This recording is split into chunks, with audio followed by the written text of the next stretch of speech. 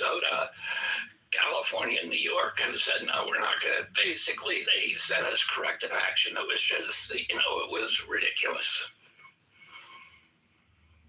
So, is there financial incentive? Are these people that are making all this money from fraud, are they donating to any specific groups? Like, is there a direct turnaround? The Cubans in Florida, they get mad at Trump because they say, all the states you're designating are blue states. That's just because the blue states refuse to cooperate. But Florida's a red state, and we're really going after them. We're shutting down all durable medical equipment, reimbursements for the whole state, because it was all being run. It was probably being run by the Cuban government. But I don't understand how no one saw it. No one from the government saw it, and would there be a reason why they weren't looking for it, other than they just wanted it? They were only thinking about recruitments. But was anybody making money outside of these crime organizations? I would say no. The money was not. The states were making money, right? But there was a lot of talk online about donations to parties, donations to NGOs. That is probably true too, although I don't have any evidence of that. No evidence. Okay. So it really just You wouldn't have, even if you get those kind of donations, it's not the kind of proof that I would talk about, because you cannot prove that.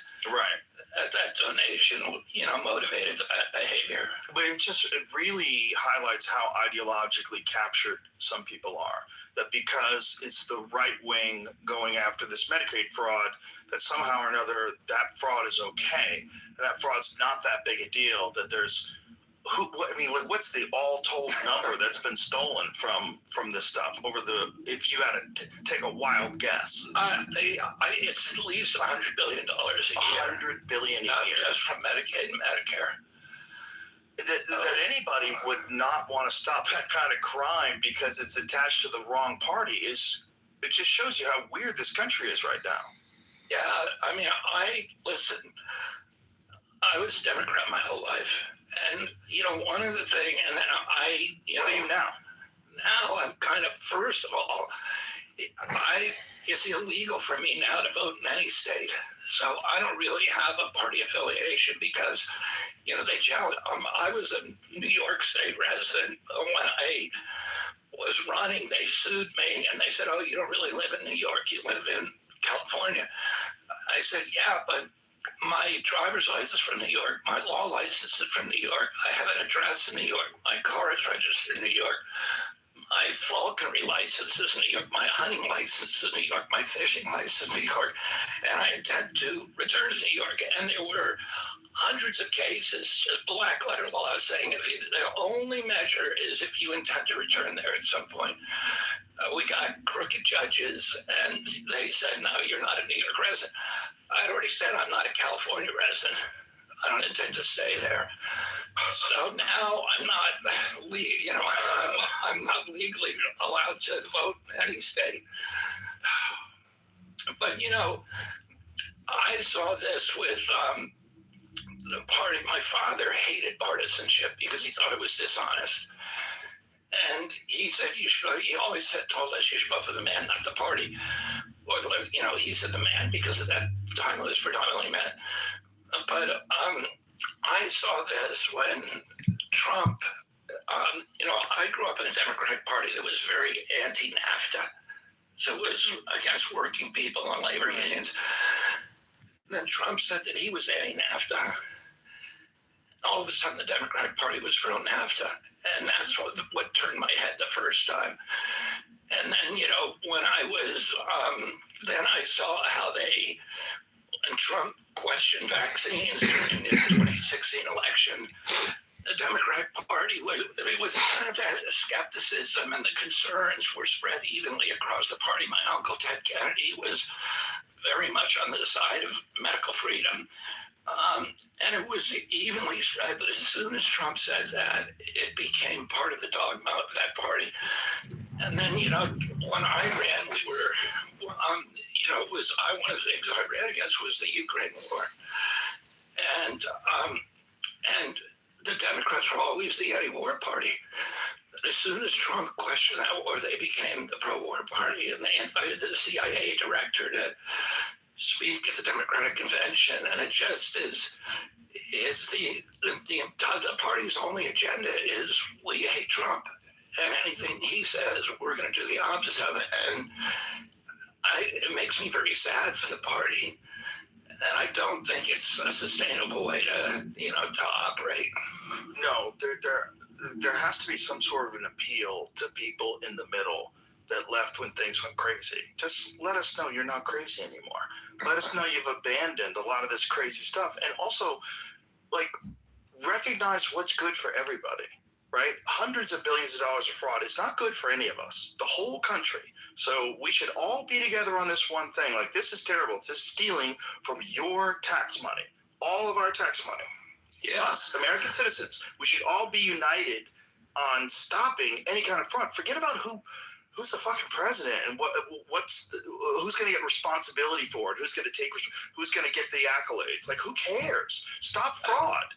We're all together. You shouldn't have criminals from other countries living here just stealing money from Medicaid. That seems like that should be a bipartisan issue in a rational society. And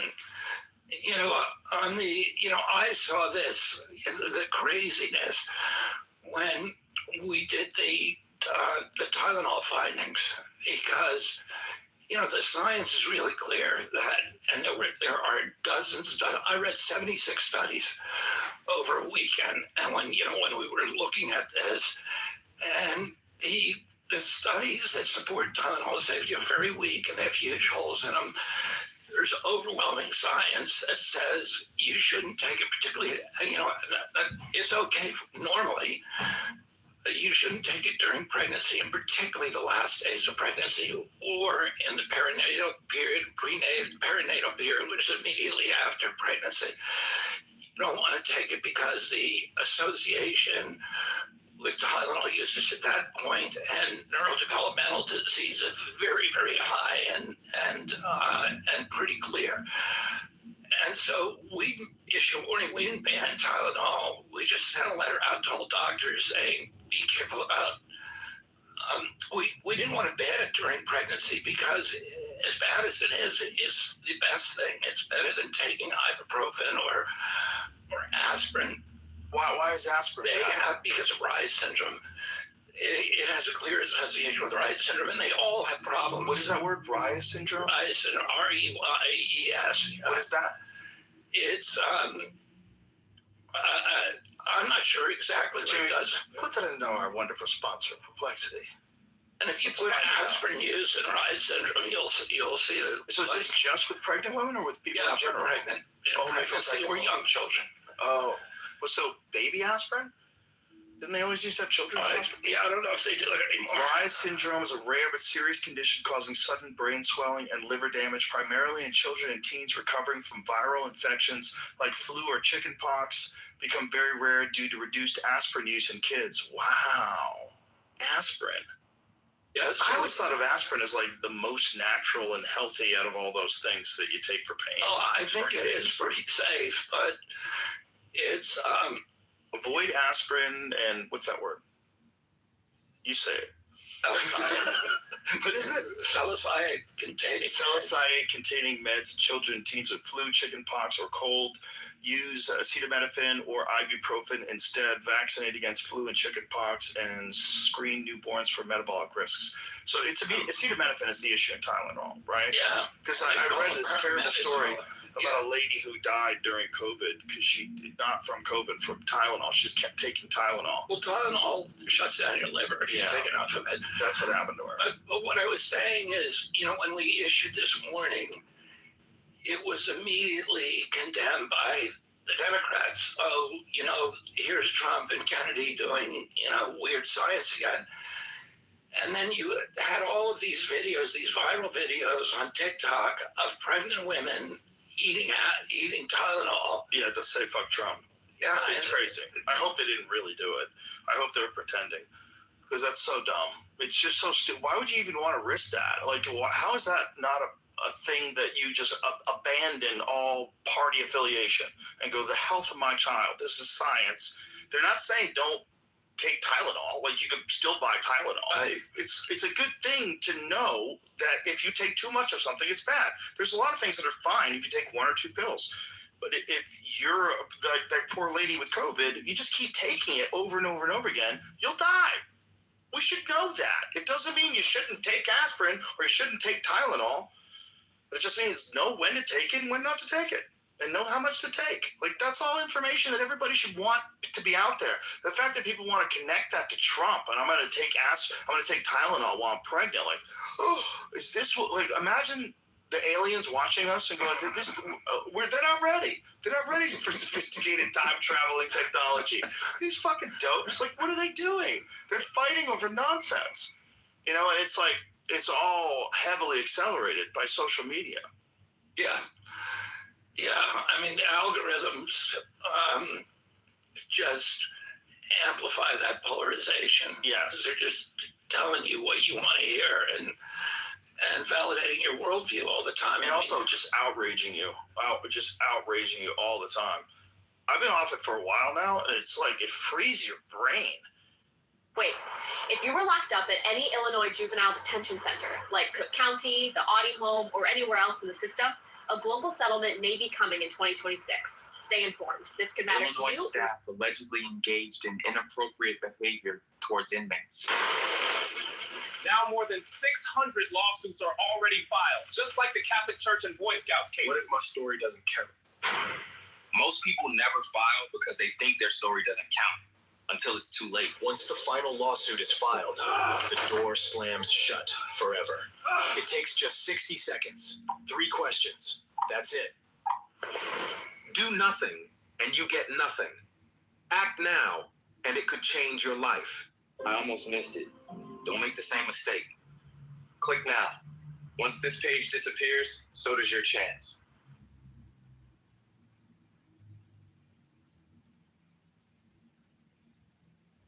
It's like all the weirdness of thinking about nonsense in the world, you're aware of it peripherally, but it's not in your face all day, which I think most people are dealing with a lot more even than I was. And they're just bombarded by sensation, bombarded by anger and frustration and angst, and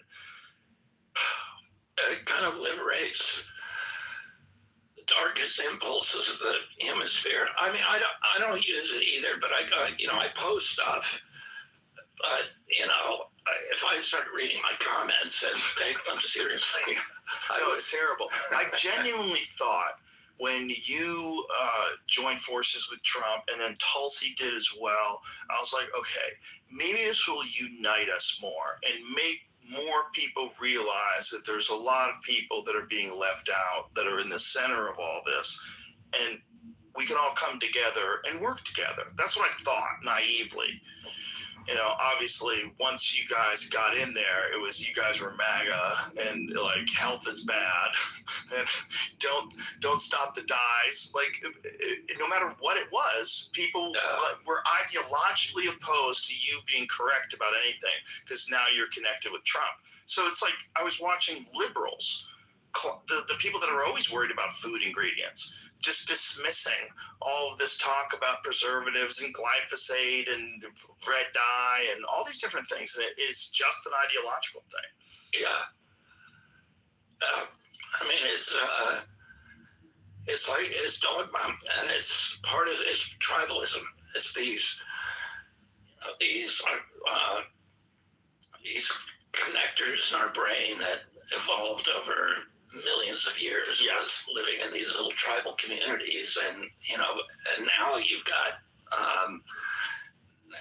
machines that can activate those parts of the brain, and they're being manipulated all the time. Yeah, and then there's a bunch of people that are commenting that aren't even real people. There's that too. There's a lot of manipulation that's going on social media where who knows who's doing it. There's a bunch of different groups doing it. But they're not real people that are outraged. They're not real human beings that are saying these things. And they can kind of shift a narrative into a certain direction sometimes. It's a fascinating time to be alive. As far as what you thought this job was going to be before you got in, and what it became? What was your expectations when you got in? Like, did anything really surprise you? I mean, you know, I try to go into every part of my life without expectations, and just focus on really narrowly on what I'm doing day by day. And that actually makes me a lot more resilient, because if you don't have expectations, you never get disappointments, and so you can never get crushed. And but I would say that you know, I had not spent a lot of my life hanging out with Republicans, and what I imagined that they were talking about is exactly the opposite of, you know, now I'm in an administration that surrounded by immensely talented people, and they're immensely idealistic. And, you know, I always imagined the Republicans would get together and they'd be thinking about how do we screw the poor and how do we, you know, reduce tax on the rich. And they're just narrowly focused on how do we solve these big problems and how do we make our country work. And the level of idealism that I see at every level in the White House and, you know, in my agency is inspiring. And then the level of the capabilities, just the, you know, the competence of the people who I'm surrounded with. I think the thing that shocked me most was how bad the agency was, how, you know, just how inefficient, how nobody seemed to care that people were getting sicker and sicker. Nobody was taking accountability of the fact we're the health agency, and yet we have the worst health and we have the richest health agency in the world. I think HHS is the sixth biggest country in the world if you look at its budget. It's got the biggest budget in the federal government, bigger than the defense budget. And yet we are absolutely miserable at what we did. I mean, we're literally presiding over this cliff where every American is getting, where people are just, 77% of American kids can't qualify for military service. And nobody's asking, why is that happening? Because when I was a kid, the typical pediatrician would see one case of juvenile diabetes over a 40 or 50-year career. Today, 38% of teens are diabetic or pre-diabetic. So 1 out of every 3 kids who walks through his office door. Why isn't anybody noticing as the autism rates have gone from 1 in 10,000 in 1970, and people knew what autism was. They knew what it looked like in 1970. They did the biggest epidemiological study in history to answer the question, what is the percentage? And they came up with 0.8 per 10,000. So less than 1 in 10,000. And today it's 1 in 31. In California, it's 1 in 19 and 1 in 12.5 boys. That's crazy. We are, That's so crazy. 1 in 12.5 boys is crazy. And when my uncle was president, I was a 10-year-old boy. We spent 0 on chronic disease, 0. And today we spend $4.3 trillion a year. And it's the fastest growing item in the federal budget. And it's existential. We can't sustain it. And the Republicans and Democrats have been arguing for years about whether we do the single payer or Obamacare, this or that. It's all about throwing money. Who gets to keep the money? And we're throwing in a system that's completely broken. It's not a healthcare system. Getting sicker and sicker. It's like changing deck chairs on the Titanic. Why is nobody focusing on how do we get people healthy? Because that's how you solve the healthcare cost problem. Right now, 40 cents out of every dollar that you spend in federal taxes is going to healthcare, and about 90% of that is chronic disease. So, it's clear, and Americans don't want to be sick. They're being made sick. The obesity rates have gone from 5% in kids when I was a kid now close to 20%, and in adults, 70% of adults are obese or overweight. That was not true when we were kids. And it's not because Americans got indolent or lazy or hungry. It's because they were being mass poisoned. And, the vested interests that are making money on keeping, everybody makes money on keeping us sick. The food companies make money on getting us sick. But pharma makes money on keeping us sick. The insurance, you would think insurance would want to keep you well, but it doesn't. It actually makes more money if more people are sick. The hospitals. Well, how does the insurance company make more money if people are sick? Well, I mean, think of it this way. If you're Lloyd's of London, if you want one ship, and you're insuring all the ships in the ocean, you want one ship to sink a year, or do you want 1,000 to sink? If 1,000 sink, everybody's going to be paying you premiums to insure themselves against that eventuality. And you're making money on the friction. So you're making the money that comes into this. You're making your money on the money that comes into the system. So the more that you pump up that volume of money, the more you make. So, nobody is interested, nobody is economically incentivized to make people well, and we are not going to get well until we align those economic incentives with the health outcomes that we want, which is nobody gets sick. We end the chronic disease epidemic, and that's what we're doing now. We're trying to realign all those perverse incentives that reward you. For example, the medical system pays out on fee-based service. That means that the more tests the doctor orders for you, the more drugs he prescribes you, the more contact he has with you, the richer he gets. So he is not incentivized to get you well. We ought to be paying him a flat fee at the beginning of the year and saying any cause from this patient, the rest of the year come out of your pocket. And then he's like, okay, how do I get this guy from getting sick? And he starts studying nutrition books, and That's actually an interesting idea. It seems so captured at this point. It's going to be difficult to unravel all that. It's difficult, but it's not impossible, and we're doing it. Well, I think 3 years from now, you're going to see a different healthcare model.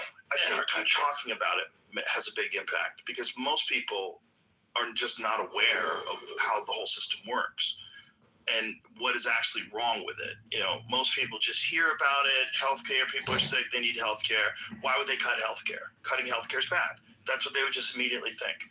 And I think most people they think of the fraud stuff and they want to dismiss it. Like I've heard all these people dismiss this Nick Shirley kid and what he exposed in Minneapolis. But the reason why is because it's the wrong party. If this was a Democrat that was exposing Republican fraud, then they would be all into it. It would be on every newspaper. But instead, they're trying to dismiss it as not relevant. Yeah, and to me, it's weird because I know Democrats are human beings and they care about the same things that I do. I've known all of these guys, almost all of them, many of them for 40 years. Bernie Sanders, I've known for 40 years. Their only solution is more money to the system, a system that is broken, that is making us sicker and sicker. And what President Trump wants to do is he wants to fix the system. Most of that money is not going to the patient, it's going to the insurance companies and the PBMs and all of these middlemen that are milking the system. And that's why President Trump says, the answer is to not pay the insurance company, it's to pay the consumer directly and make him the CEO of his own healthcare so that he can spend money. He's now incentivized to do prevention and to maybe do holistic medicine or take vitamins or, take vitamin D, which, is, as you know, is kind of miraculous, or to do alternatives, to do preventative care. And he wants to say, he's going to want to save money. Right now, nobody is in that position of accountability. We need to make them the CEO of their own health so that they have responsibility and they're going to pay the cost if they get sick. government pays, but they then decide to allocate that, how to allocate that money. And then we need to make the system transparent. And that's, one of the things that we're doing. Hey, Sonny, it's John. I changed our reservation to the Whale. I'll text you the address. The other place, they close at 10, so the reservation didn't go through. See you soon. Bye. We're, during his first term, Trump passed a transparency bill, but because Trump had passed, everybody wanted transparency. If you're a woman, you're pregnant, you want to know how much it's going to cost you to have that baby. There's no way you can find that out for most of them. You can go 9 months on a phone every day, how much it's going to cost, and you'll never get a straight answer. And so, in New York, for example, what we're doing now is we're going to make all of the hospitals and all the providers post a menu of their prices so that are available to everybody and that are available on a website that we're creating. So if you want an MRI, and there's 40 places around your home that offer MRIs, you can't right now figure out what they cost. Now you're going to be able to go and look at them all on a single page and figure out what the cheapest one is. If you go to a restaurant, the prices are on the menu. If you go to buy a car and the guy said to you, yeah, you can buy the car, but I'm not going to tell you how much it costs till after you buy it. Nobody would operate that way, but that's how our medical system operates. So I looked at, we have a mock-up of this website. We're right now, during the Biden administration, because Trump had passed that law, the Biden administration just refused to enforce it. So we're in the same position now where there's no transparency.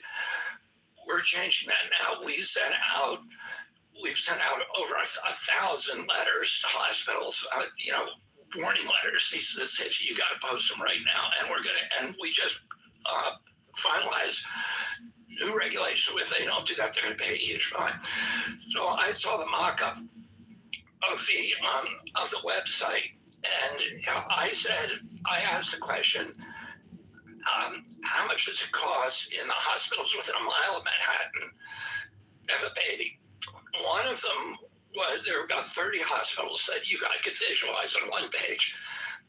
One of them was $1,300. That was the lowest. The highest was $22,000. In Detroit, it is the cheapest place to have a baby is about $5,000, and the most expensive is $60,000. And it's the same service, the same quality care. Nothing changes except that price. Why do we have that information chaos? We have it because the industry wants to hide what it's doing, and so there's no market. There's no ability for people to make good choices. And when I was staying with Dr. Oz during the transition at his house in Florida, and one day Prime Minister Rudd, who was the former Prime Minister of Australia, came by, and after he was Prime Minister, he had been appointed to run a commission to reduce healthcare costs and improve quality, and they were very successful. But he said the number one thing that they did that changed everything was price transparency, was showing people the price of what they're going to pay. So we're now going to do that, and people will be able to shop. And now we also have to shift all of that money away from the insurance companies and put it in the hands of the public, so that they are incentivized, maximum incentivized to make good choices. So as far as making good choices with like food, I like what you guys did. I love what you guys did with the food pyramid. You essentially flipped it on its head, which is kind of crazy. That for the longest time, we were being told that the most important things, the primary diet should be grains and rice and wheat, and now it's things that we've known for a long time. It's whole food, actual real food. That's what you're supposed to be eating. The problem is getting people to change their habits and change their ways. And if people don't start eating good food, and if people don't start taking care of their body, what other things can you even imagine would shift this trend? Well, here's what's going to happen. First of all, the food pyramid, I inherited a food pyramid from the first week. I came into office 1 year and 2 weeks ago. A week after I got in, I was handed the food pyramid that the Biden administration had. It wasn't even the food pyramid. They got rid of that. They just were doing the dietary guidelines. So it was the recommendations that would be reflected in the food pyramid. It was hundreds of pages long, and it was incomprehensible. And it was driven by all the mercantile impulses that had corrupted the food pyramid for 50 years. And it was written by lobbyists. It was written by the food industry lobbyists, and the same impulse that put Fruit Loops at the top of the food pyramid, which isn't even a food. Fruit Loops were at the top. Fruit Loops were at the top recommendation of the food pyramid. You can ask them to look up the old food pyramid. I need to see where Fruit Loops stand. Don't they throw some vitamins on Fruit Loops? Isn't it like vitamin rich? Oh yeah, as if that's good for you. It's good for you. Right. They add vitamins. Do You they add add vitamins vitamins to cyanide, and it's not going to make it any better for you. No, I'm joking. Obviously. But it was a ridiculous. So how did? What we did is we got the best nutritionists in the country. I mean, we got Mark Hyman, and we got the nutritionists from the best universities in the country, and we put them all in a room. And I thought it was going to take a month. It took 11 months because they fought over every recommendation, and everything is cited in the source so that we know we have good science. But, some of this stuff was rigged because of regulatory malpractice all these years. Some of the studies simply haven't been done. So there are knowledge gaps which we should not have. So now we have a food pyramid and because of the old food pyramid, people didn't like the food on it, and they were going to ultra-processed food, which was okay on the food pyramid. So now 70% of the food that our kids eat is ultra-processed food, 70% of the calories they get. And it's just poisoning them. And they took off the good stuff like a whole milk, which is nutrient-dense, which is feeding their brain. We have 2 generations of kids that grew up without milk, without the proper nutrients for their brain. We have the first country in the face of the earth that has chronic obesity and the same people malnutrition. So you have immensely obese people and they're malnourished. They're medically malnourished. It's because the food pyramid was so messed up. So what's going to happen now, Joe, is that we are going to be able to drive that. We're going to be able to change dietary culture. Just the food pyramid is going to change dietary culture. And here's how. Brooke Rollins, who's an incredible USDA secretary, she administers $405 million a day that she gives out to food subsidies, so school lunches, the WICS program, the SNAP program, Indian Health Services, and all of these other programs. And so those programs now are going to get good food because the dietary guidelines dictate what they can and cannot feed kids. The military and the VA also are changing. Now, this week I met with a guy, Chef Robert Irvine, who is a television chef.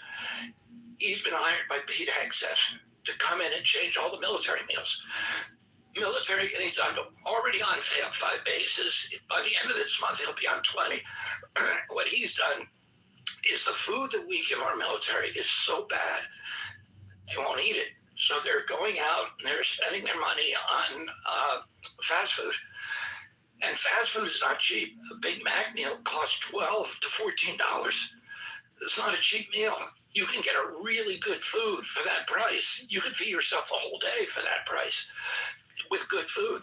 Mark Hyman's new book has a diet, $10 a day diet, 3 meals, great food. Anyway, Robert Irvine has gone into these places and he gives them all fresh food, almost all of it locally sourced. As it turns out, it's cheaper. The military is spending $18 a day for 3 meals for each soldier. He's spending $10 a day and giving them real food, good food. And the lines now are around the block and nobody's going to fast food. Everybody's fighting to get in. And what he says is it doesn't cost more. We don't need any more money. We just need to buy smarter and to be smarter about how we do it. And, we're going to be able to do that. One of the things that we're doing with the dietary guidelines is the SNAP program. SNAP, we have 20 states now that have applied for SNAP waivers and have been granted so that you can no longer get candy on SNAP. You can no longer get soda. That was 18% of SNAP purchases. So we are taking the 63 million poorest kids in our country, giving them taxpayer-funded diabetes, and 78% of them end up on Medicaid. Many of them are being treated for diabetes, so we're paying to give them the disease, and then we're paying to treat it for the rest of their lives.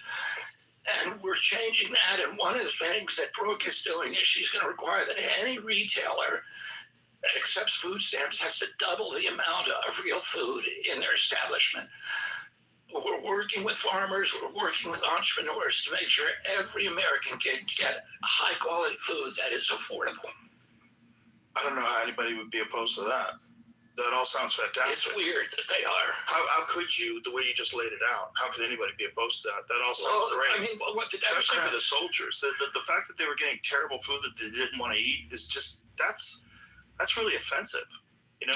And you think about what you're asking of them, and then you're giving them garbage that they don't even want to eat. Like, how do they feel that you care about them? well, and one of the things that Robert Irvine, the chef, told me, he said, it costs $9 to get a frozen salmon. It costs $6 to get fresh salmon. So, good food is actually, if you cook yourself at home, the good food is much, much less expensive. The problem is Americans have forgotten how to cook. And cooking is really important because it's important for family cohesion, for a sense of community. It's a daily, it's almost sacred ritual. And taking that away from our lives has amplified the spiritual malaise that we're in. And one of the things we're going to do is to start sending federal workers out to teach people how to cook. They don't have the implements. They don't have the cutting boards. They don't have, they don't know how to buy groceries. Right. And, you can go into any big grocery store in this country. If you go and buy a steak, it's still pretty expensive. But if you buy the cheaper cuts, it's great meat. And it is very, very affordable, or liver, or, all these alternatives. Chuck roast. Now, you said, how can you be against that? Well, I told you 20 states have applied for the SNAP program, and we've granted them SNAP waivers. Why would you want taxpayer? If you want to drink a Coke, you ought to be able to. We live in the United States. We're not going to take anything away from anybody. But the taxpayer shouldn't be paying for it, particularly when we're paying for it on the other end in diabetes. So this just makes sense to anybody. But 20 states have applied. Only 2 of them are blue states. Why? The Bernie Sanders has been fighting for this for years, but Vermont won't apply for one.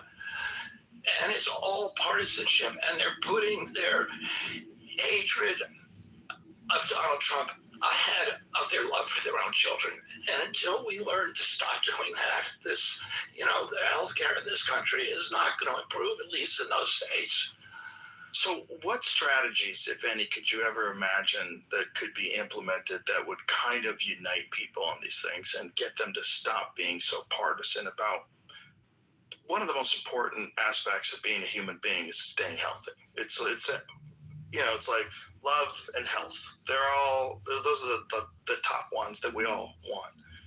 It just seems insane that we would choose this as a battleground. And it seems insane that it's connected to one party or another.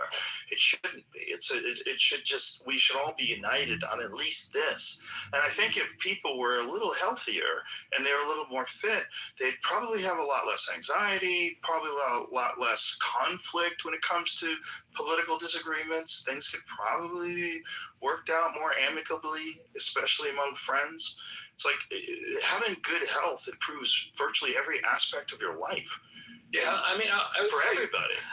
I'd say 2 things.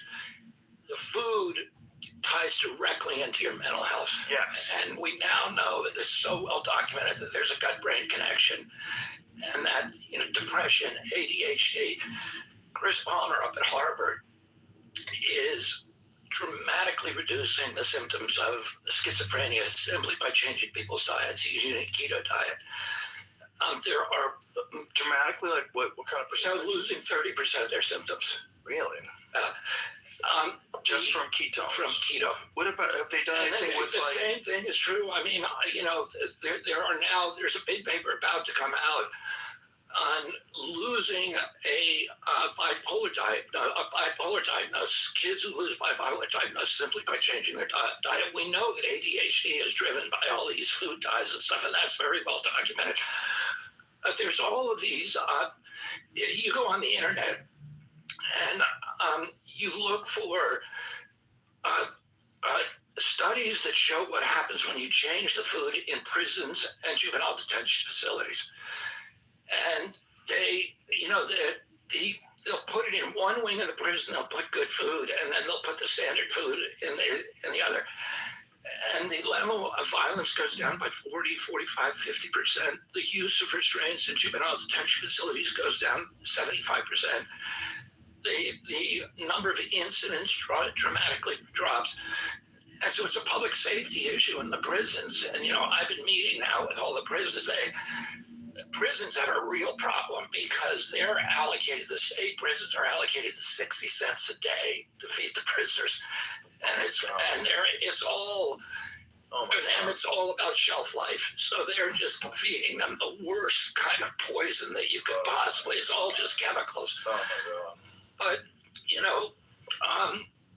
well, we've kind of given up on the idea of rehabilitation. It's just all about punishment, and then. But this is also public safety. It's guard safety. Of course, yeah. And the other thing, the answer to your first question about how do you sort of, mitigate the polarization, I would say the only way that you do that is by getting people to start talking to each other. Yeah. Because you got to be able to find common ground with other people. And if you don't talk to them, you don't see their humanity. Right.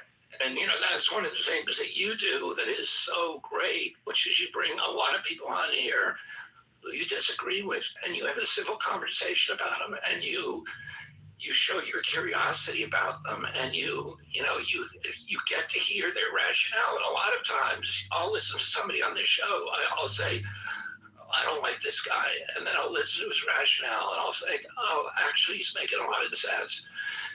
And we have to stop hating people because of the label on them. Yeah. And start, listening. And it's really important we do that now because these algorithms are designed to drive us all apart. Yeah. And, we've always had political polarization in this country. I mean, I grew up during the 60s and, there were bombs going off and people being shot and, it was very, very violent and vitriolic when my dad was running. And the polarization probably was the worst since the American Civil War. But today, when it is amplified by the algorithms, it's hard to see where it's going to end up in a good place unless we start learning to talk to each other.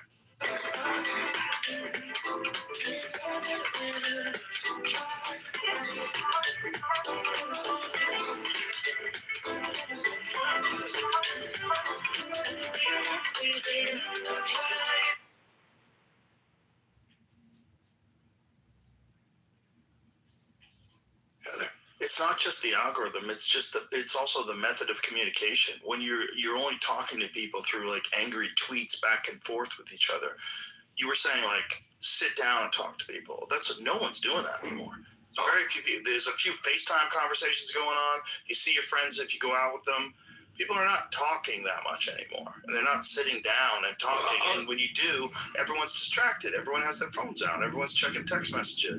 I'll tell you one of the most important things that we're doing right now as part of the MAHA legislation from my agency. We're going state by state, and we're asking them to do bell-to-bell legislation so that and 26 states have now already done it, so more than half the states, so that kids can't use cell phones in schools. I went to a school in Loudoun County the other day, and the states love them. I went to Loudoun County, and they had the students had fought against this against getting their cell phones. So the way they do it, all of the school districts and states do it differently. But in that state, they can bring their cell phone to school, but they have to leave it in their backpack. And if the parent calls and needs to talk to them, they can do it.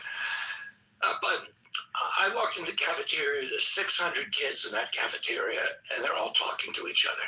They're sitting across the table. Nobody's looking at their laps. The parents came, that day. I polled the students and I said, how many do you think this was a good idea? And they all put their hands up and they said, we all hated it for the first 2 weeks and now we love it. The parents said, it's the best thing that ever happened. My kid is not driving with their cell phone in the car anymore because they know they can live without it, or eating dinner with the family, and we're actually having conversations. And then the teachers in the schools love it because the disciplinary problems go down and the test scores go through the roof, because they're focusing on work. So it's just like a no-brainer. But again, it's the blue states that are the hardest to convince to do it because they see it as Trump, part of the demonization of Trump being the tyrant or whatever. It's just so stupid to not recognize the kids are distracted. Like, what?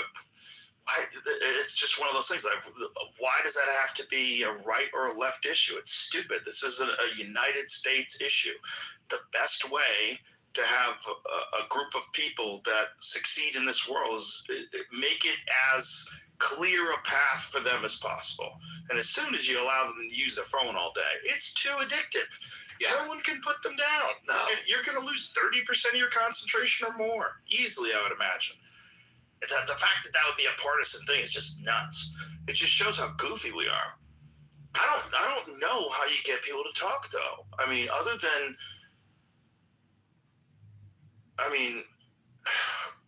I do it on a podcast, but that's my job. I don't know how many conversations I'd be having with people who I was politically opposed to or ideologically opposed to, or just didn't see eye to eye with them and wanted to know how they think. I don't know how many opportunities I would ever even get to do that. What you're doing is so important.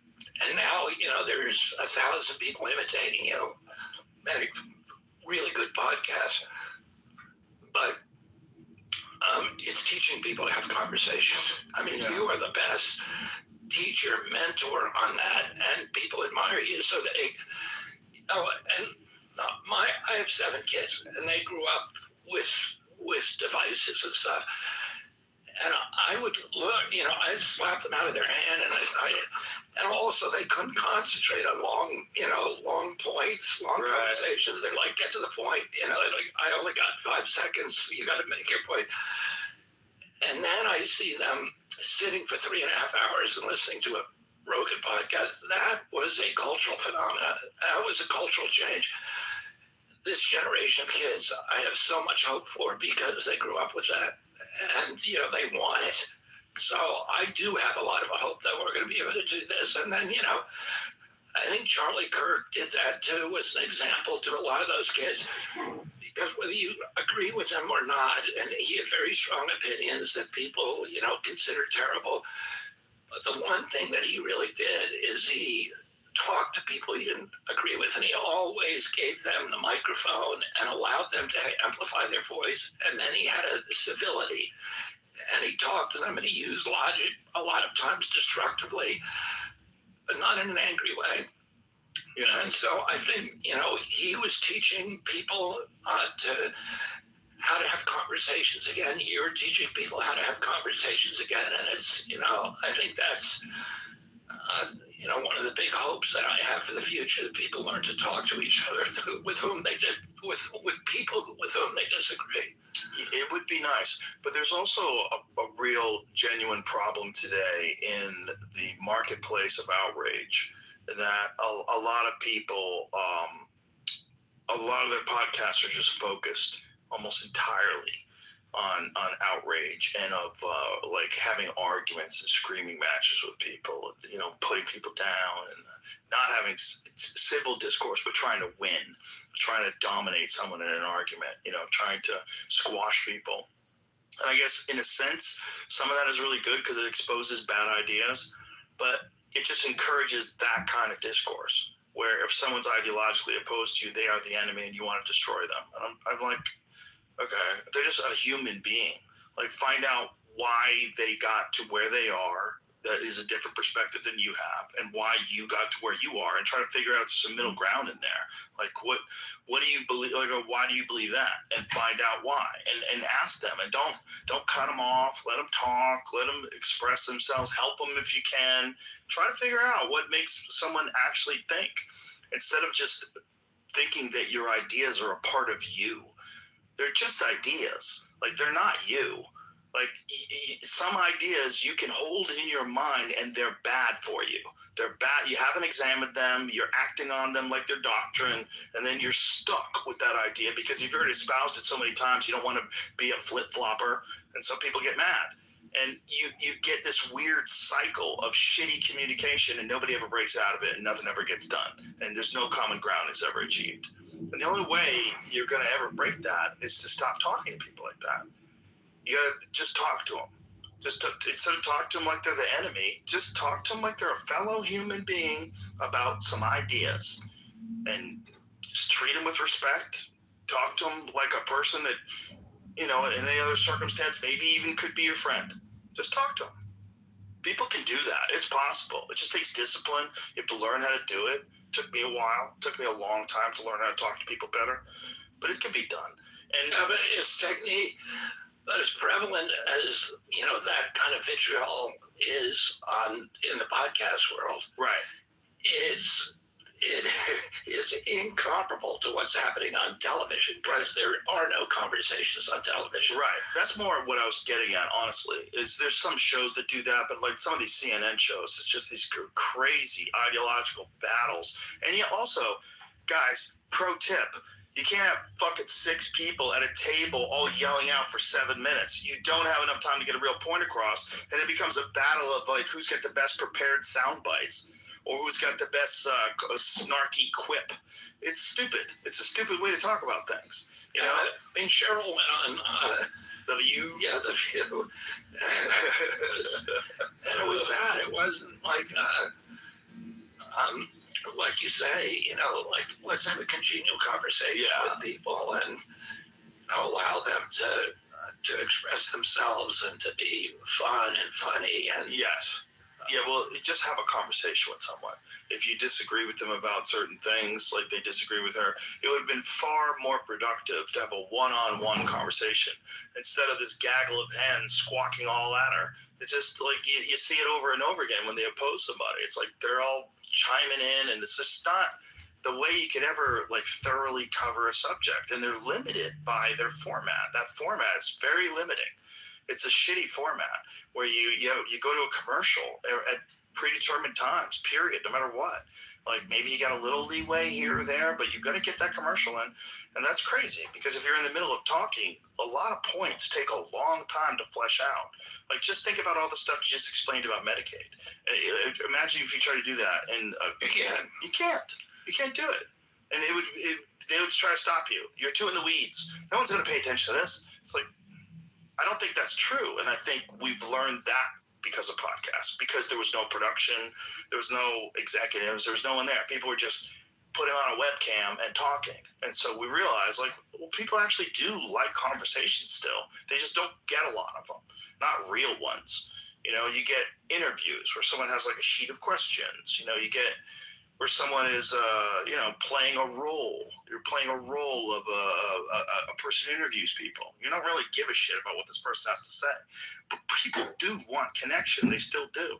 And the fact that we don't get it from social media, but most of our time is in social media, is just accelerating this detachment we have from each other. And that's what people have to get past. I don't know how to do it. Tell everybody to start their own podcast. You and I were talking before we came in here about Larry King. Yes. He did that. There were a lot of people in the 70s and 80s. David Susskind and, all of these other people who were actually having conversations. Yeah, Larry King was great. Cavett. I love when he asked DJ Khaled, how'd you gain all the weight? What did he say? He said, I ate too much. What do you want me to say? That's such a crazy question. How did you gain all the weight? Like, what, Larry? What are you talking about? That's crazy. That's a wild question to ask someone. But, he would just have a conversation with you. And I think people have a hunger for that. And a lot of this infighting comes from no face-to-face communication. I think when people get a chance, especially if it's not performative, that's part of the problem, like the Charlie Kirk stuff or some of the other things that people do in front of a crowd. Things become very performative, where there's a bunch of people watching and cheering, and then how the audience feels, and you play to them a little bit like, that's probably not the best way to talk about stuff. And I think human beings naturally understand one-on-one conversations. We've had them for all of human history.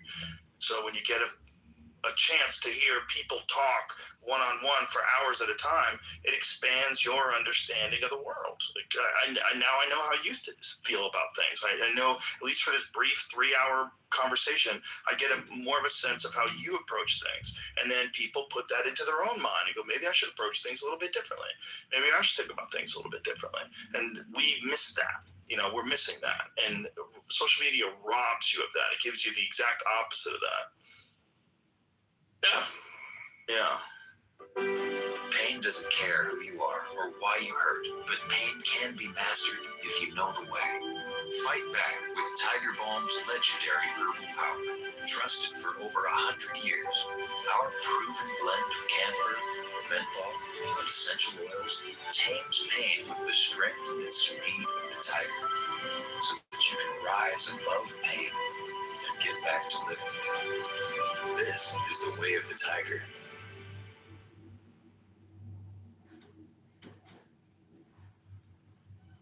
I asked my husband, when did you get so big? His confidence hits different with Rougiette Ready. It dissolves under his tongue, works in 15 minutes on average, and can last for up to 36 hours. Rougiette Ready is the first ED formula with apomorphine, which helps fire up arousal signals in the brain, combined with sildenafil and tadalafil to amplify arousal and performance, not just blood flow. Honestly, he gets harder erections, he gets bigger erections, and yes, we have better sex. It's also up to 3 times stronger than generic ED meds, and 81% of men say they prefer Ready over other ED treatments. Now, I get why. He gets prescribed 100% online. It ships discreetly to our door, and it starts at just under $8 per dose. Fast-acting, long-lasting, built for confidence. Check out Rougiette Ready today.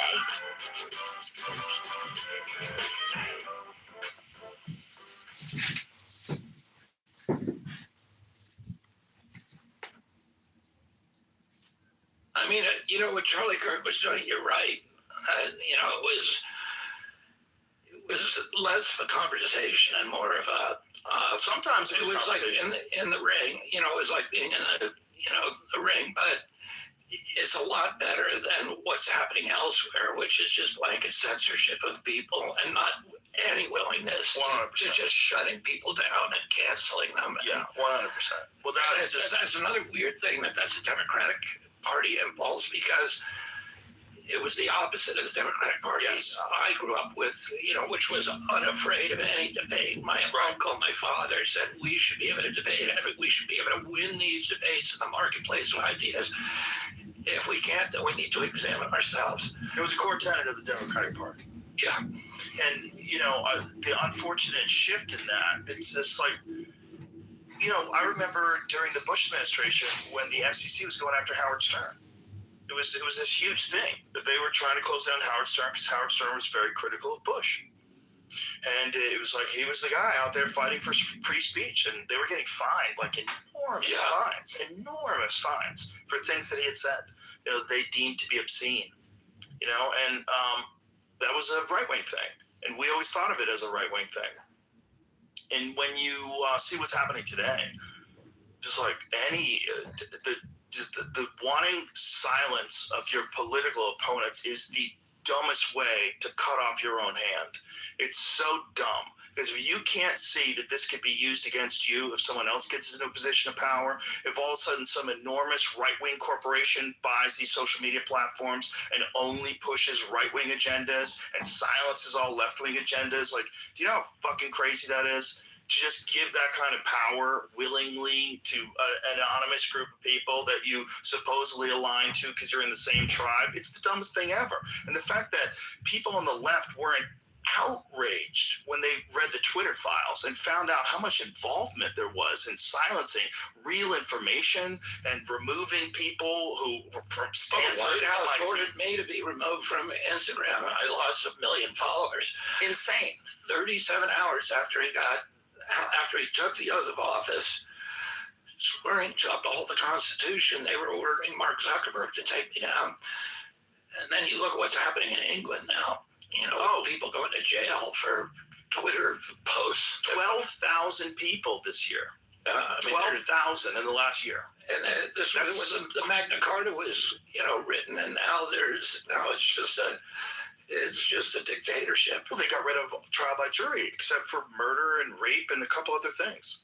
Now it's just a judge. So, whatever it is, if it's a social media infraction, there's no reasonable, judge by a jury of your peers. No, you get a judge by a judge. And that's the Soviet system. It's like Kafka. I just can't believe how quick it happened. When you look at the social media arrests, they were always disturbing. Like if you go back even 4 or 5 years, they had quite a few of them a year. But it really ramped up. It really ramped up over the last year or so. It's just insane to watch. And a lot of it is criticism of immigration, like legitimate criticism of immigration and legitimate criticism of crimes that have been committed. And people outraged, which is completely normal. But instead of doing anything about that, they want to arrest people from complaining. And it's just really weird to watch. Yeah. And it's going to get worse with the AI.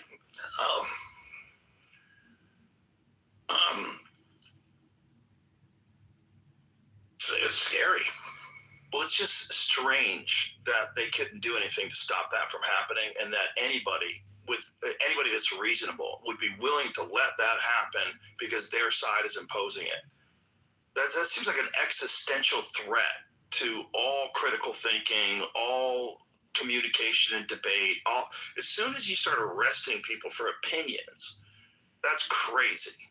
Now you're getting nuts. Like anything that you deem might incite violence or outrage, people are outraged. They have a right to be outraged. If you can put them in a cage because they're outraged, that's nuts. That's really nuts. Now they have a pub law. Do you know this one? No. Oh, find that, Jamie. They're trying to pass this thing. I don't know if they passed it, where someone's. I don't want to speak out of turn. I don't want to fuck this up because it was disturbing enough without me misinterpreting it. But the idea was to stop people from saying things on social media that you get arrested for. Stop them from saying those kind of things in pubs. And where is this, in England? Yes. See if you can find it. I know I saved it, but it'll take me too long to pull it up. You find anything like that? Legit? Yeah. I mean, I wouldn't imagine it's not. I mean, it's not outside the realm of what they're capable of doing if they're arresting 12,000 people a year for social media posts. I mean, if that was happening in America and they were only arresting Republicans, I don't think you'd hear a peep out of the Democrats. I think they think it's important. We have to stop misinformation. Yeah. It passed? No, I don't think it passed. You don't think it passed? I know if it passed or not. Okay, so what is what were they? Legislation named blah blah blah, but it says you're still free to converse. No, the law now plays a position. What were they trying to? Okay, free speech in UK pubs, employer responsibilities. It requires employers to take reasonable steps to prevent staff from experiencing harassment by third parties such as customers. Well, that's normal, right? You don't want to be harassed by concerns have been raised that debates on, for instance, gender identity or political matters could lead to staff complaints, resulting in patrons being asked to leave if the behavior is deemed aggressive or harassing. It should not be misinterpreted as a ban on lawful, polite, or controversial speech. Who's to decide what's controversial, though? Third-party harassment legislation focuses on addressing harassment rather than banning specific topics of conversation entirely. Just any regulation of conversation is nuts.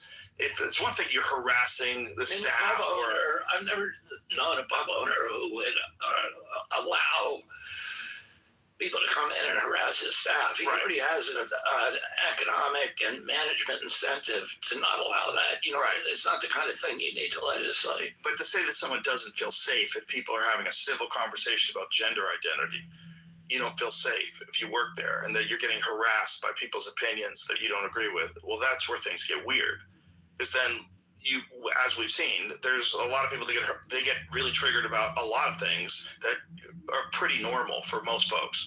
Microaggressions, dumb shit. There's a lot of people that just want to be offended, and if this is a law, that could lead to a lot more problems. It's just a slippery slope, and they're not going in the right direction. And I don't know how they course correct if they've fallen this far that quickly. 12,000 arrests is crazy. That's a crazy amount of people go to jail for social media posts. And it encourages self-censorship, so you don't get a real sense of what people want or don't want. Because people don't want to be involved. They don't want to go to jail. They don't want to take a chance. The framers of the Constitution put free speech was everything to them, and they put it in the First Amendment because they knew all the other rights and guarantees were dependent on it. If you have a government that can silence its opponents, it has a license for any kind of atrocity. It's just shocking that all other Western nations haven't adopted that. Well, most of them don't have constitutions. So crazy. It's just so ridiculous. It's so ridiculous that free speech, which is like, we all agree, especially in America, it's one of the most important things. The only way to find out what's real and what's not. You gotta let people talk it out, I mean, when you're living in a world where the government has the power to dictate what's real and what's not real, and they don't have an obligation to be correct, you got a real problem. And if there's no consequences for them being incorrect, and they've silenced correct speech, they've gotten away with something that's real slippery and real dangerous. And when there's a lot of money involved and a lot of businesses involved. I typed it into Perplexity, and it this gives a little context on it, because the pubs were the pub thing. Yeah. Reverses a 2013 removal of third-party harassment liability, making pubs liable if staffs overhear comments deemed harassing based on protected characteristics like sex or race. Critics call it a banter ban, fearing landlords will police conversations to avoid lawsuits, chilling speech in social venues. That makes it sound like if someone was doing that, the business was getting in trouble versus the person who was saying it. Right. So they removed a third-party harassment liability. So they removed the pub owner being in trouble. Yeah. They removed that.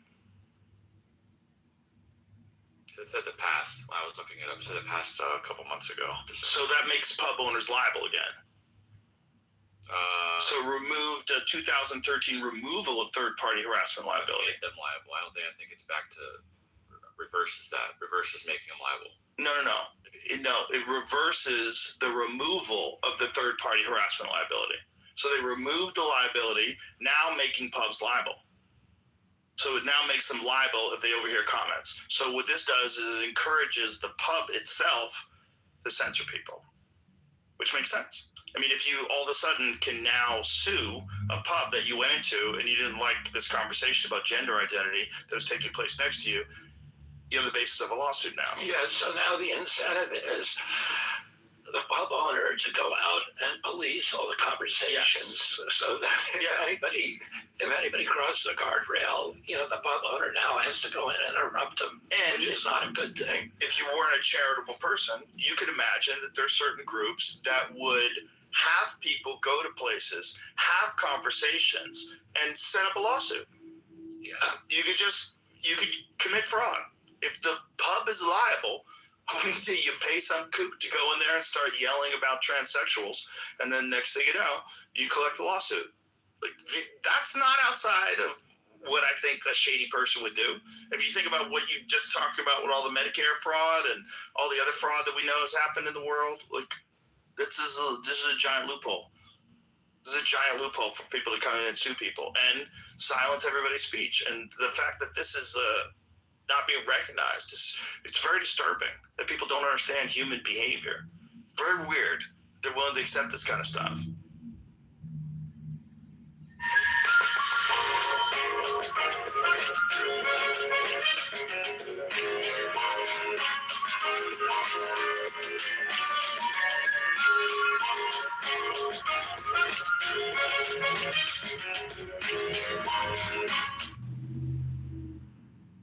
When you look at the challenges of getting things done, what has been the most frustrating in terms of what you wanted to get done and what you were actually able to get done or in the process of getting done?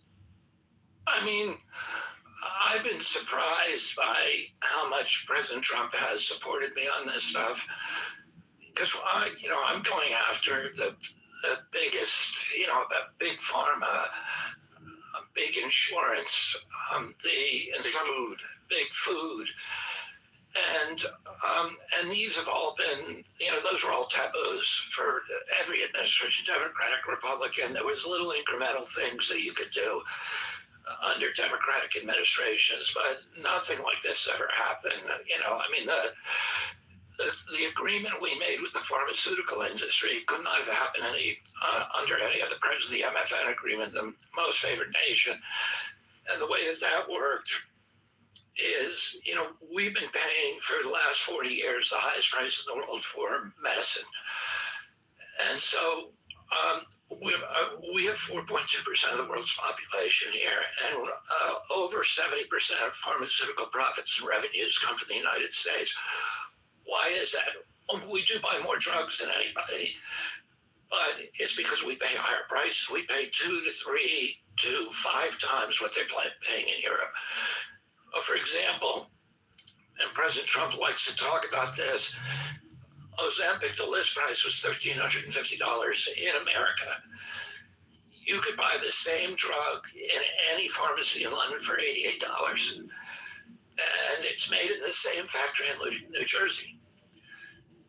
And the reason that was allowed to happen is the Europeans just said, we're not going to pay anymore for it. They would set the price, and that was the maximum. There's a lot of drugs they don't have. There's a lot of cancer drugs they don't have in Europe because they just wouldn't pay the price.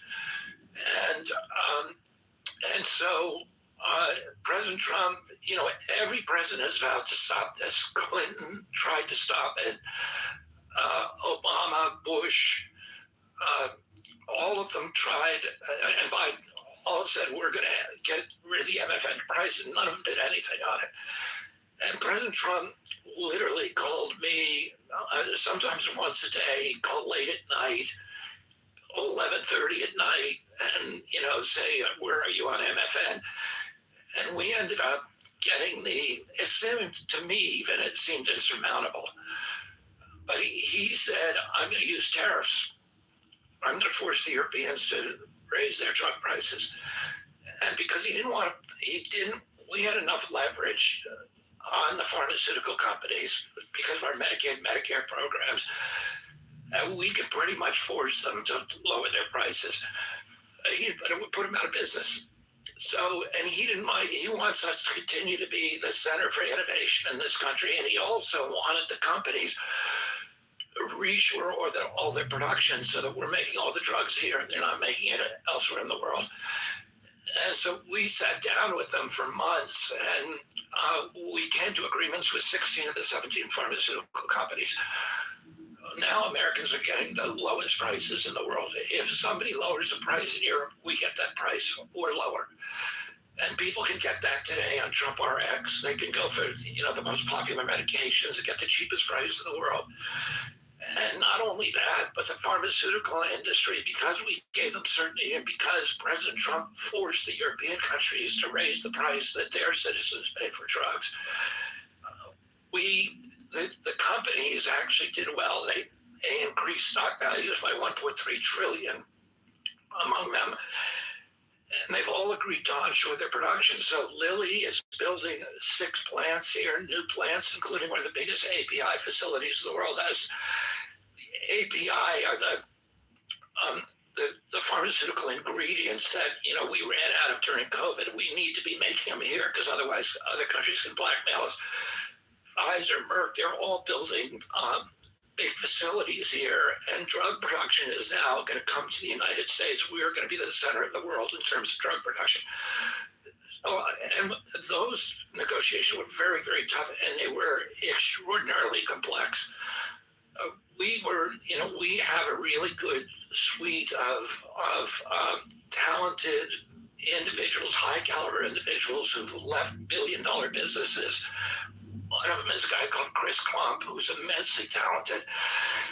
He walked away from a company that does data management for 85% of the hospitals in this country, and he walked away from a billion-dollar company. He divested, lost a lot of money to come just because he wants to improve things. He ran the negotiations, and the pharmaceutical companies fell in love with him because they realized they could trust him. And we worked out this extraordinary agreement where now Americans have gone from paying the most.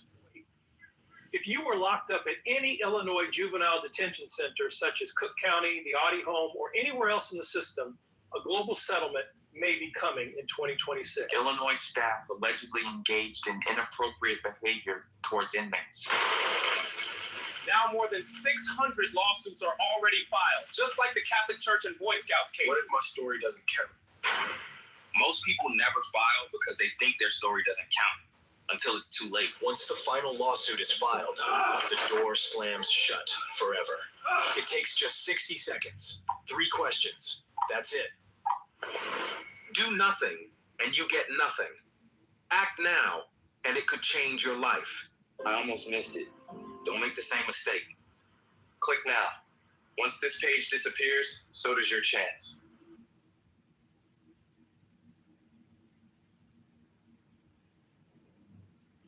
In the world for drugs, to the least in the developed world for drugs. And that's going to change everybody's experience. Can I ask you how that applies? Is it the same if someone has insurance or if they don't have insurance? How does insurance bill it versus how does someone file their own? It's going to lower price for everybody. Anybody can go on Trump RX, whether they have insurance or not, and they can get it there. And they would buy it themselves. Yeah.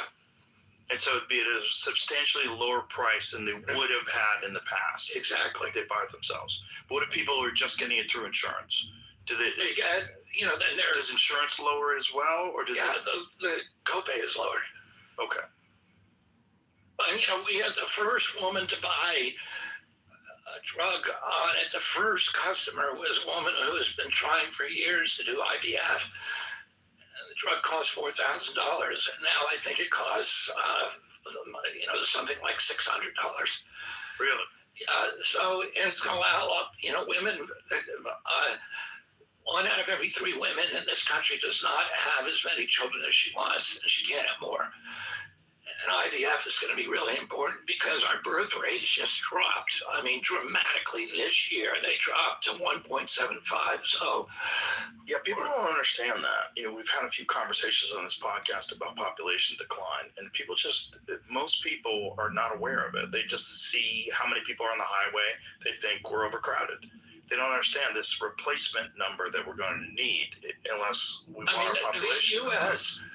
is in a different situation than other countries. Japan is in total crisis. Right. China is in an existential crisis because, its population is going to drop dramatically. South Korea? But, people want to immigrate here so we can make up the deficit through immigration. It's going to, we have that advantage, but it's still the birth rate has dropped. It dropped from 1.5, it dropped from 1.9 this year to 1.75, and that affects Social Security. It affects, it makes it so the cliff for Social Security was pushed ahead by another year because of that drop in birth rate. So it's not a good thing, and American women want to have babies, and a third of them cannot have as many children as they want. What was the pushback when it came to things like removal of dyes? The removal of dyes, again, I think because of President Trump's leadership, we were able to convene the industry and talk to them about it. And a lot of them came in and said, we know we got to change. Really? Yeah, the only one that Did you really ever ask him, why did you do it a long time ago? Well, they didn't have options. And what we did. But didn't most of them, like for cereal, for example, didn't they have to have no unnatural dyes when they sent it to Canada? Yeah, the ones in Canada, but in our country, we hadn't approved a bunch of them. So we only had one or two vegetable-based dyes. Marty McCary, who's done a fantastic job at FDA, has now fast-tracked it this year, 7 new ones. So we're working with the industry to make sure they have the dyes. They're supposed to get rid of all the dyes by the end of this year. And that's going to, So instead they'll use just food-based dyes? Yeah, just vegetable and mineral-based dyes. And that's, another thing that we did, again, two things that we did through convening industry because of President Trump's convening power. We fixed the prior authorization. So one of the most frustrating things that people go through when they encounter the healthcare system is that they have to wait for prior authorization from their insurance company. So you go in, your doctor tells you need a knee replacement, and then it takes you 6 months for the insurance company to approve the surgery. And it was infuriating for people and really devastating and heartbreaking for a lot of them. And we got the biggest insurance companies representing 80% of the American public all voluntarily agreed to eliminate prior authorization for almost all their procedures. It's a very small number now. I think 15% of the procedures still have it. And those are procedures we want prior authorization because there's a potential for abuse. For example, with spinal surgeries, a lot of people don't need the surgery. And Medicare wants to make sure that they actually need that surgery and it's beneficial to them. But for all the other ones, you will now know at point of care whether or not your insurance. So you go to your doctor, he says you need a knee surgery. Before you leave his office, you'll know whether the insurance company approves it or not. And that's going to dramatically change the medical experience. Another thing that we did, again, through convening industry, is we originally got 63 the top tech companies together, and then we ended up final agreement with 405 of them to agree to stop information blocking. So your medical records are owned by you, but you can't get access to them a lot of times. Most of the time, the data company won't give them to you. And so we've got them all to agree to stop doing that. So by the end of this year, every American will be able to get their medical records on their cell phone. And that's going to dramatically change the medical experience. It's going to save lives because if you get hit, you live in New Jersey, you get hit by a car in Portland, Oregon, you go to the hospital and you spend the first 2 hours while you're bleeding out, making out clipboards. Now, or you come in unconscious and they don't know what to do with you. They don't know anything about you. Now your medical records are on your cell phone. They can see if you have allergies. They can see what your blood type is. They can look at all of your previous medical records and make good decisions about how to treat you. And also you're going to be able to sync that with food purchases apps so that you'll be able to go into a grocery store and the app will tell you this one is bad for you. This choice is bad for you and I'll offer you a better choice, etc. And there's an app like that, Yucca now, but there's a lot of them coming online. What's it called? Yucca is the one. I think 50% of the people in France use Yucca, but it's. Can you spell it? I think it's YUCCA. Okay. Or YUKA. I don't know. You can look it up. We use it. My wife uses it. You go into the grocery store. And you put it on the barcode, and then it rates each of the products about whether or not they're, whether it's good or a healthy one, and then it makes you a recommendation for a healthier one if it's bad for you. And that is going to change the food culture in our country because the companies are already changing their ingredients so that they can get better scores from the Yucca app. and from other apps that are like it. It's not the only one out there. But what about preservatives in processed foods? They're always going to exist, right? You're always going to have a certain amount of preservatives in processed foods.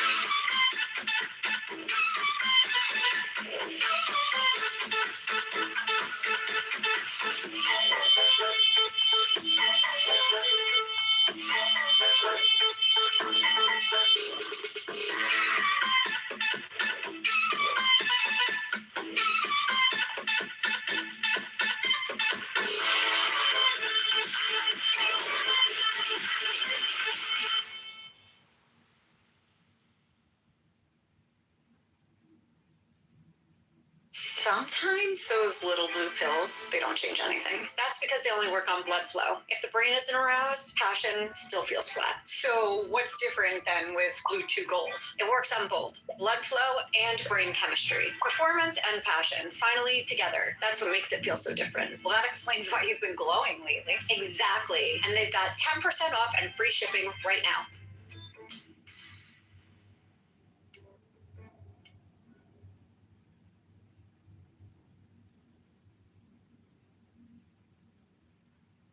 Well, I mean, first of all, we're not going to take processed foods away from people, but I think we're going to change the amount of processed foods. One is by April, we will have a federal definition of ultra processed foods.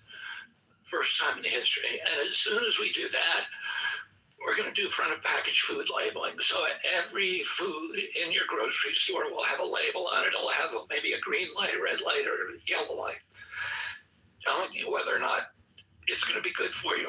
Oh, wow. And that, and it's going to evaluate all of the ingredients, etc. So, I think we're not going to change this overnight, but we're going to change it pretty quickly. And if you want to be healthy, we're going to give you the information to take control of your own health. If people just don't want to be healthy and don't care, there's not much you can do about it. But most Americans want to be healthy, and we've seen that when they're allowed to make a healthy choice, they do. They do not want to be eating this poison. Yeah, and ironically, the people that don't want to be healthy, they feel that way because they're not healthy. If they wanted, if they were healthy, they would want to stay healthy. They're just part of the reason why they're feeling this way is because they're unhealthy. That's why they don't care. Yeah, but it's also like the mountain is so big. If you're 300 pounds, like, oh my God, it's so much work to do something about this and not fall back on the old behaviors. And I don't know, other than by example, how you can get a large group of people to go along with that. When someone like Jelly Roll loses, like, I think it's close to 300 pounds, when someone like that does that, that's going to help a lot of people. So Yeah. Some kind of an example of a guy who just completely changed his lifestyle around, changed what he eats. And he did it without GLPs. Yes, he did. Pretty amazing. Which brings me to peptides. Like, where are we at right now on peptides and getting them regulated and making sure it's not this weird gray area? Because we know they're effective, but we also know that there's a lot of pushback on peptides. Yeah, I mean, I'm a big fan of peptides. I've used them myself and used them with really good effect, on a couple of injuries. What happened was there were 19 peptides that you can, just so people understand, there was a law written that to allow compounding pharmacies to make compounds that were part of approved drugs. So, part of approved ingredients of approved drugs, to make them individually for patients who did not have access to the particular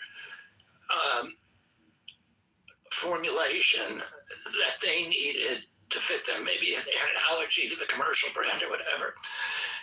And the compounding pharmacies, and peptides was part of that group. There were 19 peptides that were widely formulated by compounding pharmacies. During the Biden administration, they illegally moved those to Category 2, which says do not formulate. It was illegal because they're not supposed to do that unless there's a safety signal. And they didn't have a safety signal. They're not allowed to look at efficacy. They're not allowed to say, well, we don't believe these are efficacious or whatever. They can only look at safety. They moved those to category 2, which means do not formulate. Well, what happened? There was huge demand for peptides. And so a black market came out.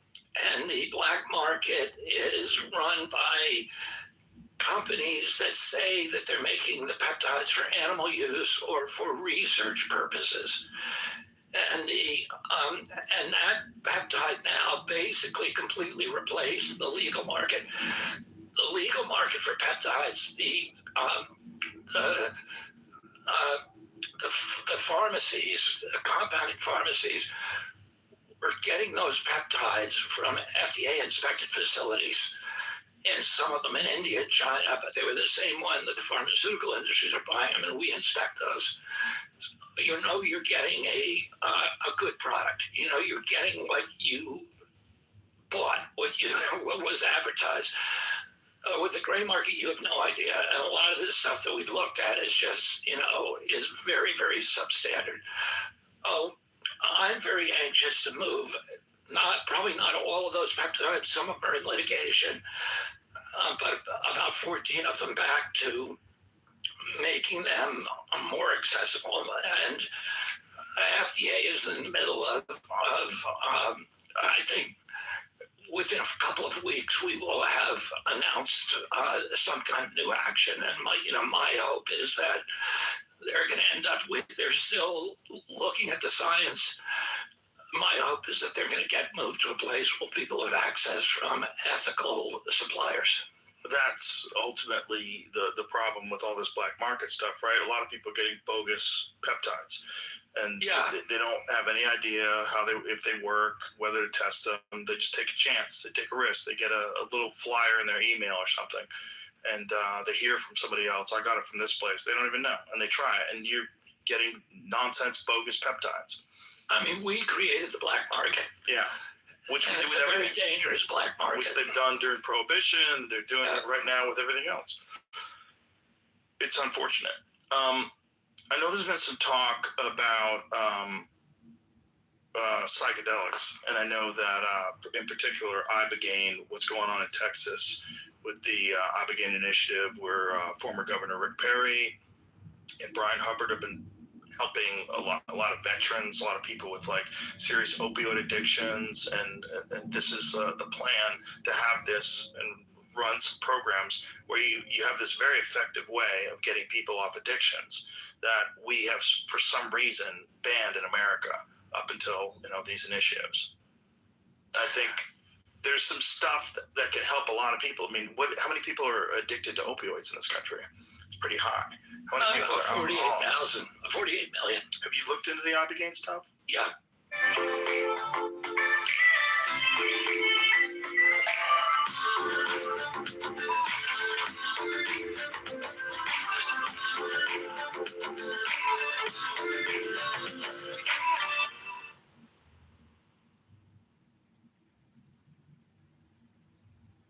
As a business owner, I've got a lot on my plate. That's why I used ZipRecruiter to hire. The plan was to hire 2 people, but the candidate quality was so good, I wound up hiring 4 in a week. ZipRecruiter, rated the #1 hiring site. Try it free at ZipRecruiter.com/YouTube.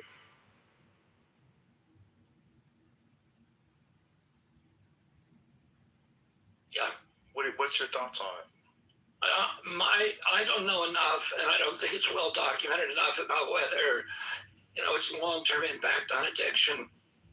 But in terms of just sort of the field of psilocybin, MDMA, and there are lots and lots of good studies now that clearly demonstrate that, or strongly suggest that it is effective against PTSD.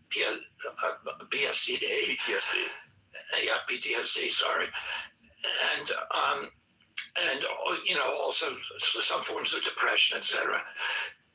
And so I would say everybody in my agency and over at VA, at Doug Collins' agency, is very anxious to get a rule out there that will allow these kind of studies, will allow access under therapeutic settings,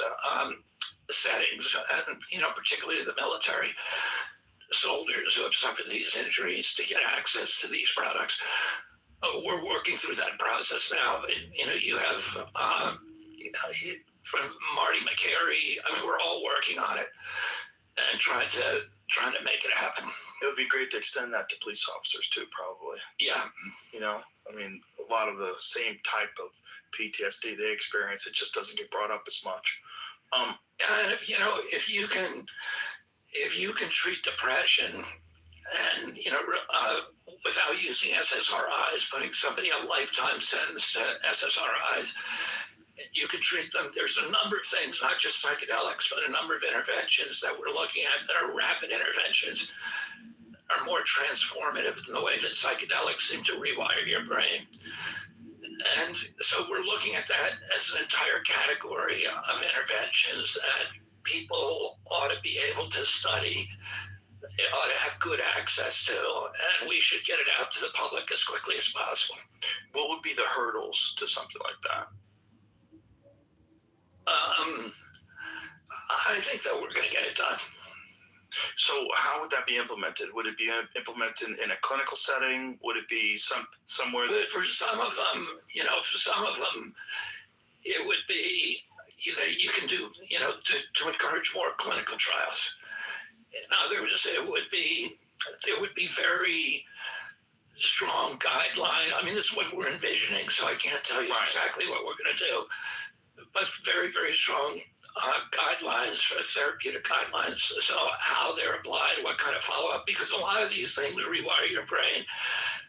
If you don't do follow-up, it doesn't work, or you have a failure rate. So, those kind of protocols are all stuff that we've been developing and studying, and we're, I think most of the people in the administration are anxious to make this happen as quickly as possible. And I know Doug Collins over at the VA already has, I think, 21 studies going over there, and they're very, very promising. And what are they using at the VA? I think they're using combinations of MDMA and psilocybin, maybe using Ibogaine. I think they're looking at a number of things, including ayahuasca and Ibogaine. They shot down something fairly recently in California where they were going to decriminalize it. Were they going to decriminalize psilocybin, or they were going to allow it for clinical use? But I think the problem that they had was they didn't say we're completely opposed to it. They said there's no guidelines in terms of like how's it going to be clinically applied, who are going to be the people, what's the dosage. Yeah, you need those guidelines because you don't want to make the Wild West. Exactly. You'd have horror stories overnight because people, as some people can have very, very bad experiences on that. Also, some people are on medications, and they should be very aware that this medication would go really badly with X amount of whatever the substance is. So, we're looking at ways to get it done so that it's in a very controlled setting. And so would you envision a place like that, like once it's implemented, where someone who's suffering from depression or PTSD, regardless of whether they're a soldier or a cop or just a regular person, could be able to go to a place like that and get treatment? For me, personally, I would like to see that. We need to move in baby steps with this because you don't want to create a situation where... Get this. Credit Karma is giving you insider info on your credit scores. Many people don't get why their scores change. Credit Karma shows the factors that hurt and help your score, so you can avoid credit fails like always carrying a balance or closing old accounts, and level up your credit with the right moves, like timing monthly payments, paying more than your minimum, or opening a new account. Knowing you're always in the know, that's karma you can count on. Sign in for your latest score now.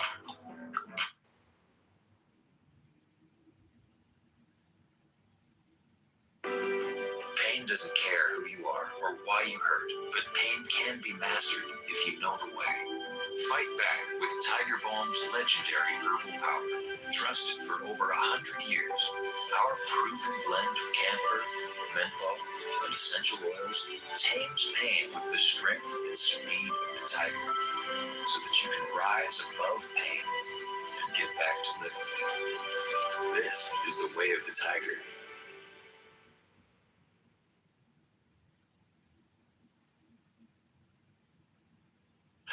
People are getting hurt. Right. Now, you don't want to create a situation where mentally unstable people snap, which can happen. Yeah, that's that is these are very powerful tools you're working with. It's like everything else. You can do it wrong, but it just makes sense that if you had less depressed people, more happy people, more people connected, more people that can kind of let go of whatever traumatic experience they went through and just live a more joyful, productive life, which many people that have taken these substances have experienced.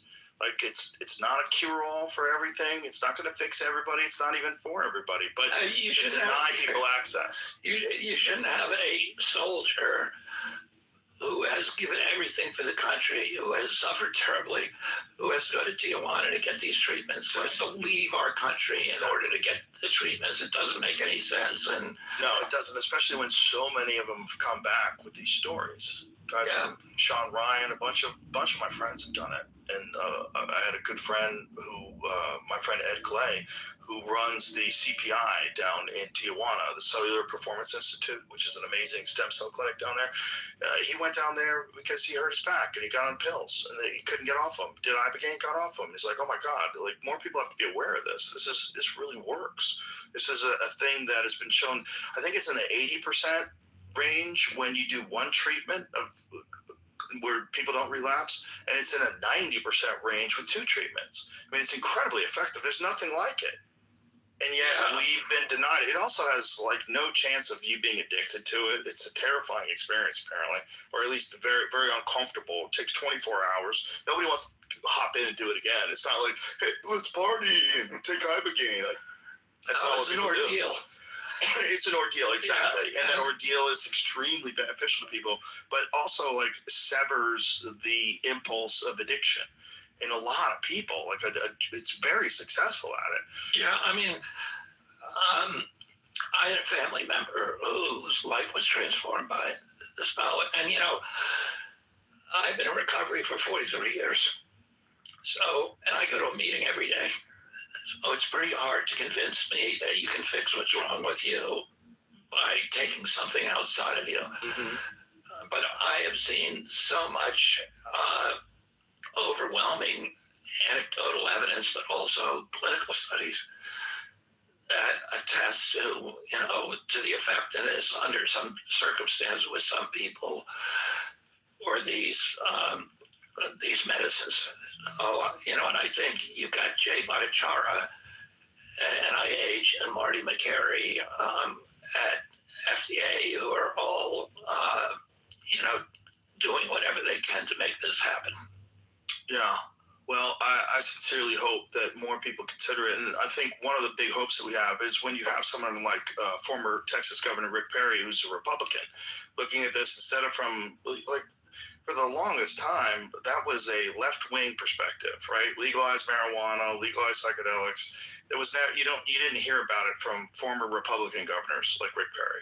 But when he sees the benefit that it has with veterans, which he cares very deeply about the veteran community, he's like, no, this is not something to ignore just because it's connected to hippies. I don't know if you remember this, but Hunter Thompson, during whatever election he covered in Fear and Loathing on the campaign trail, when he put out that rumor that Ed Muskie was addicted to Ibogaine, and Brazilian witch doctors were coming in and giving him Ibogaine, and it ruined that guy's career. But it's so funny that he chose that drug because it's like no one's addicted to that. That's not the risk. The risk is heart attacks. The risk is you have to have your heart monitored while you're doing it. It's very stressful for a lot of people. But on a clinical setting, it's shown to be incredibly effective. And I don't think we should ignore these things. I think it's foolish. And I think that is one that seems to have a bipartisan agreement on, because a lot of people on the left have always been in favor of some kind of psychedelic therapy just based on experiences they've had that were positive, but seeing it from the right is very, very encouraging, because I think it's something for human beings. It's not for everybody, but it's a tool that I have seen benefit many, many people, and we should use every tool that could help us be healthier and happier, period. That shouldn't be a right or a left issue. That's just silly. It's just dumb. Agreed. Yeah, I mean, it's shocking that is an unusual perspective. But I think we've been propagandized for so long, particularly on certain things like, the blanket term of drugs, that all of them fall into this category of you trying to escape reality. And this one is literally the opposite. It's like you confronting reality and finding out why the pathways to certain destructive behaviors were set in your life and how to correct it. I think that'd be great for everybody. I agree. Yeah. I'm dreaming of a cinema that focuses on Spanish classic films, so I'm going to design it myself using Adobe Photoshop. Personal projects are great ways to sharpen your design skills and show your clients what you're passionate about.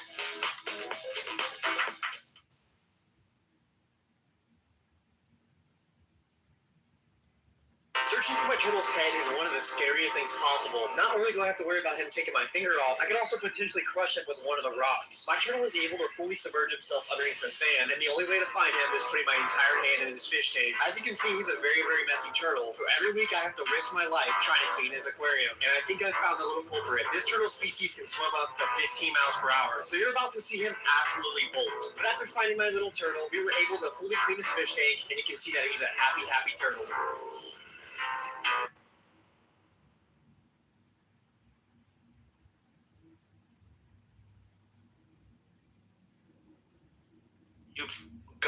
You're already a year in here plus, and is it going as fast as you'd hoped? Like some of these reforms, is there what are the main frustrations that you have to deal with? Well, I mean, I didn't know what to expect, and I didn't know when I came in. I didn't know the president that well, so but from the beginning, he was empowering me.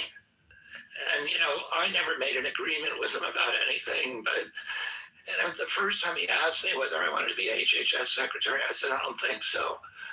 I wanted to do something. I wanted to be maybe a health czar in the White House. And then I thought about it for a while and thought, no, I really won't be effective unless I'm in this agency and can actually, get into the weeds. And it has 82,000 employees and the biggest budget in government, and that would actually give me the power to change the system. And so then I went back to him and I said, I want HHS, and he said, fine. And then he allowed me to appoint all of my sub agency heads, which no president has ever done with an HHS secretary in history. He allowed me to appoint Marty McCary, choose Marty McCary. At FDA, Jay Bhattacharya, Dr. Oz, and CMS, and everybody else below them. So nobody's ever been able to do that. And then he gave me a very prominent job on the transition committee to set this all in motion. And then once I got in, he supported me on everything. And that, I think, was allowed me to do things more during. I think. I mean, I don't want to sound like, vain or something, but because of the great team that we have and because of the support of the president, we've been able to accomplish more in 1 year than I think any other HHS secretary has done in history in 4 years. Oh, I'm pleased with what we've done, but there's still, it's it's 20% of our economy. And so it's a huge agency, and there's, it's in everything, and there's a lot to do, but I think we're moving really fast. So better than you'd hoped? I would say, yeah, if you put this on the table and said you can have this, at, the first day I got into office, I would snatch it off and say, I'll take it. But I could only imagine staring at that mountain when you're at the foot of it and realizing what a climb this is going to be. But that's not how I approach it. I just did it one thing at a time. And there's something to fix every single day. And I have the smartest people in the country working with me. And, we meet every day, me and Oz and Jay and Chris Klum and Marty. We have a meeting every morning and we talk about what we're doing and about where we need to help each other. And, it's a really, it's a very, very congenial team. We all feel like family with each other and we vacation together. And, it's, I think because of that, in former times, the HHS secretary has always been at odds with his departments. And, under Biden and even under the previous Trump administration. Why do you think that was? Because I think part of it is personalities. They're all kind of, alpha people. They have different ideas. And then I don't know. I mean, I think that a lot of that is just personality and struggling for power and influence and all of that kind of stuff. You want to run your own agency and you don't want interference. And but we've been able to do it in ways that are very, very collegial. I wanted to ask you about pesticides. So what was the recent ruling on glyphosate? That was an EO, which is an executive order from the president saying that we're going to make the ingredients for glyphosate in this country and for elemental phosphorus. And, I've spent 40 years fighting pesticides. I was part of the trial team on the Monsanto case, which was the team that, we won 3 cases in a row and then got an $11 billion settlement with Monsanto, which is now Bayer. By the end of our trial, Bayer owned Monsanto. But, pesticides are poison. They're designed to kill all life. It's not a good thing to have in your food. So it's not something that I was particularly happy with. Let me put it that way mildly. But I also understand the president's point of view. The president didn't create the system. He's dealing with a problem that was created long before, over the past 60 years, when through federal policies and subsidies and management of farming in this country, the agricultural management, we have addicted our farmers to these pesticides, and particularly glyphosate. Glyphosate is the foundational pesticide of our food production system. So 97% of corn in this country is produced with glyphosate and can't be produced without it. 98% you could do it, you could change it. There's organic corn producers in this country. It's like 3%. 98% of soy is produced with glyphosate. If you ban glyphosate overnight, or if you got rid of it, or if somebody else cut off our supply, it would destroy the American food system. And how crazy is that statement? The American food, the entire system is based on using poison. Right. The farmers don't like it. Let me just explain what the EO did. Right now, according to the industry reports, 99% of our glyphosate comes from China. Oh, the Pentagon and others said this is an extreme national security vulnerability, that China controls the U.S. food system. We can't afford to let that happen. If we got in some kind of tangle with them, they could literally cut off our food supply overnight and cripple the country. And so that's what the president was responding to. But we all know we've got to transition off of glyphosate. We all know that. And the farmers hate it. They're now starting to see these chemical-resistant weeds, so that can't be treated with glyphosate. Now it's predictable. They hate the inputs. It's cost them a lot of money. the foreign countries won't allow them to export. Like Europe doesn't allow, most European countries don't allow the export of our crops to their countries. Well, how are they doing it? They use less glyphosate than we do. ZipRecruiter. 4 out of 5 employers who post on ZipRecruiter get a quality candidate within the first day. Yeah. The right fit awaits. Meet your match on ZipRecruiter. Try it free.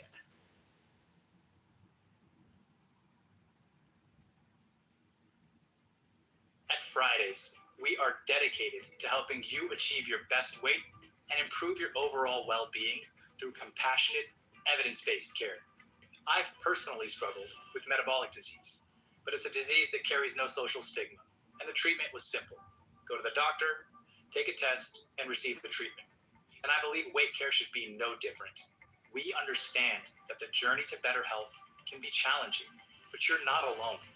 Our expert team at Fridays is here to support you with personalized plans and ongoing guidance throughout your journey. Welcome to the Fridays family. Let's get started together.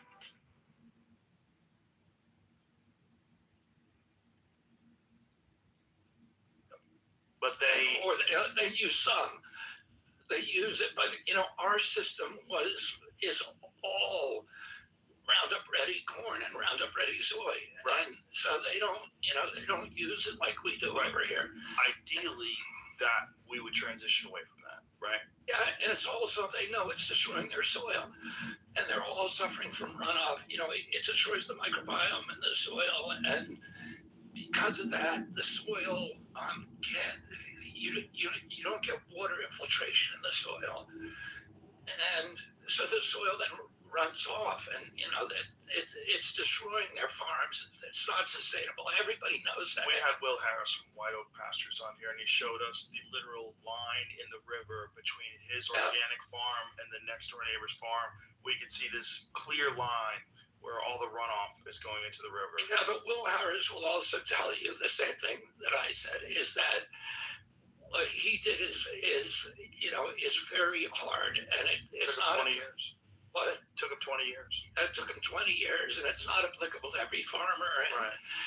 He understands the problem too. We all understand that this is a huge problem. So the president was dealing with national security, and they did something that I really don't like, which is to support. There's a lawsuit that's now before the Supreme Court, but in the lower court they supported. It is asked for federal preemption. So that would mean that if the federal label says that this is safe, that these state lawsuits now cannot be brought. So we throw out a lot of the state lawsuits, and it effectively gives them immunity from liability, which is, to me, it's not good to give any company immunity from liability. It takes away all incentive for them to make the product safer. Again, the president is dealing with bigger issues, which is the company that's making this has paid $11 billion to, in my lawsuit, they're just about to sign another $7.6 billion settlement. 65,000 cases out there, and they've said, we're getting out of this business, if we don't get relief. So the president is hearing that. The farmers are hearing that, and they're saying that, this is a temporary fix. But we're putting huge amounts of money into studying the impacts of glyphosate right now in my agency. I'm doing that. And we're doing, and the president has made a big commitment, a $1 billion commitment, not only to regenerative farming, but also to developing new ways of dramatically reducing the amount of chemicals in our agriculture. I met this week with 3 farmers who are using this new system of lasers, which is now the cheapest way to control weeds in the vegetable fields. So, vegetables, lettuce, celery, all of these vegetables now, they're using a lot of them. You're going to see a very quick transition. It's an attachment that's dragged by a tractor, It kills the weeds at every stage of their life. It identifies their species. It kills them instantly, all the way down through their root system by exploding them with this laser. And yeah, here's one of the. This is what it looks like? Yeah, that's what it looks like. And this guy. So Can I ask you this? Yeah. Does this have any negative effect whatsoever on the food? No. In fact, you get a 30% increase in productivity of the farm. And the growing season is shortens by 3 weeks for onions. So, and that is a huge economic boom. Just zap the weeds. It pays itself back, and for some of these farmers, it pays itself back in 9 months. It's $1 million. That's $1 million machine, but it pays back. They're paying. Vegetable field. This onion producer in South Texas, the biggest onion producer in Texas. She has 8,000 acres. She was paying $1,500 per acre for pesticides, for mainly glyphosate and for manual labor. And now with this machine, it's $300. She's saving over $1,000 an acre. Is this showing how it does? She's got 8,000 acres. So it's $1 million machine, which sounds like a lot, but you got 8,000 acres and you're paying $1,500 an acre per growing season. I missed one. And now they're making them on drones. Maybe that's a crop. Yeah.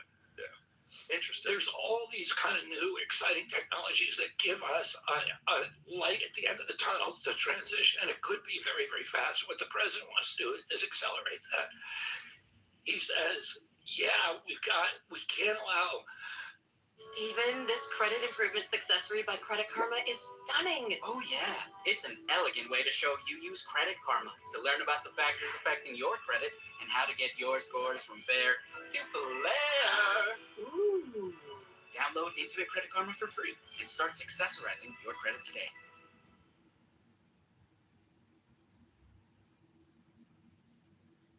I asked my husband, when did you get so big? His confidence hits different with Rougiette Ready. It dissolves under his tongue, works in 15 minutes on average, and can last for up to 36 hours. Rougiette Ready is the first ED formula with apomorphine, which helps fire up arousal signals in the brain, combined with sildenafil and tadalafil to amplify arousal and performance, not just blood flow. Honestly, he gets harder erections, he gets bigger erections, and yes, we have better sex. It's also up to 3 times stronger than generic ED meds, and 81% of men say they prefer Ready over other ED treatments. Now, I get why. He gets prescribed 100% online. It ships discreetly to our door, and it starts at just under $8 per dose. Fast-acting, long-lasting, built for confidence. Check out Rougiette Ready today.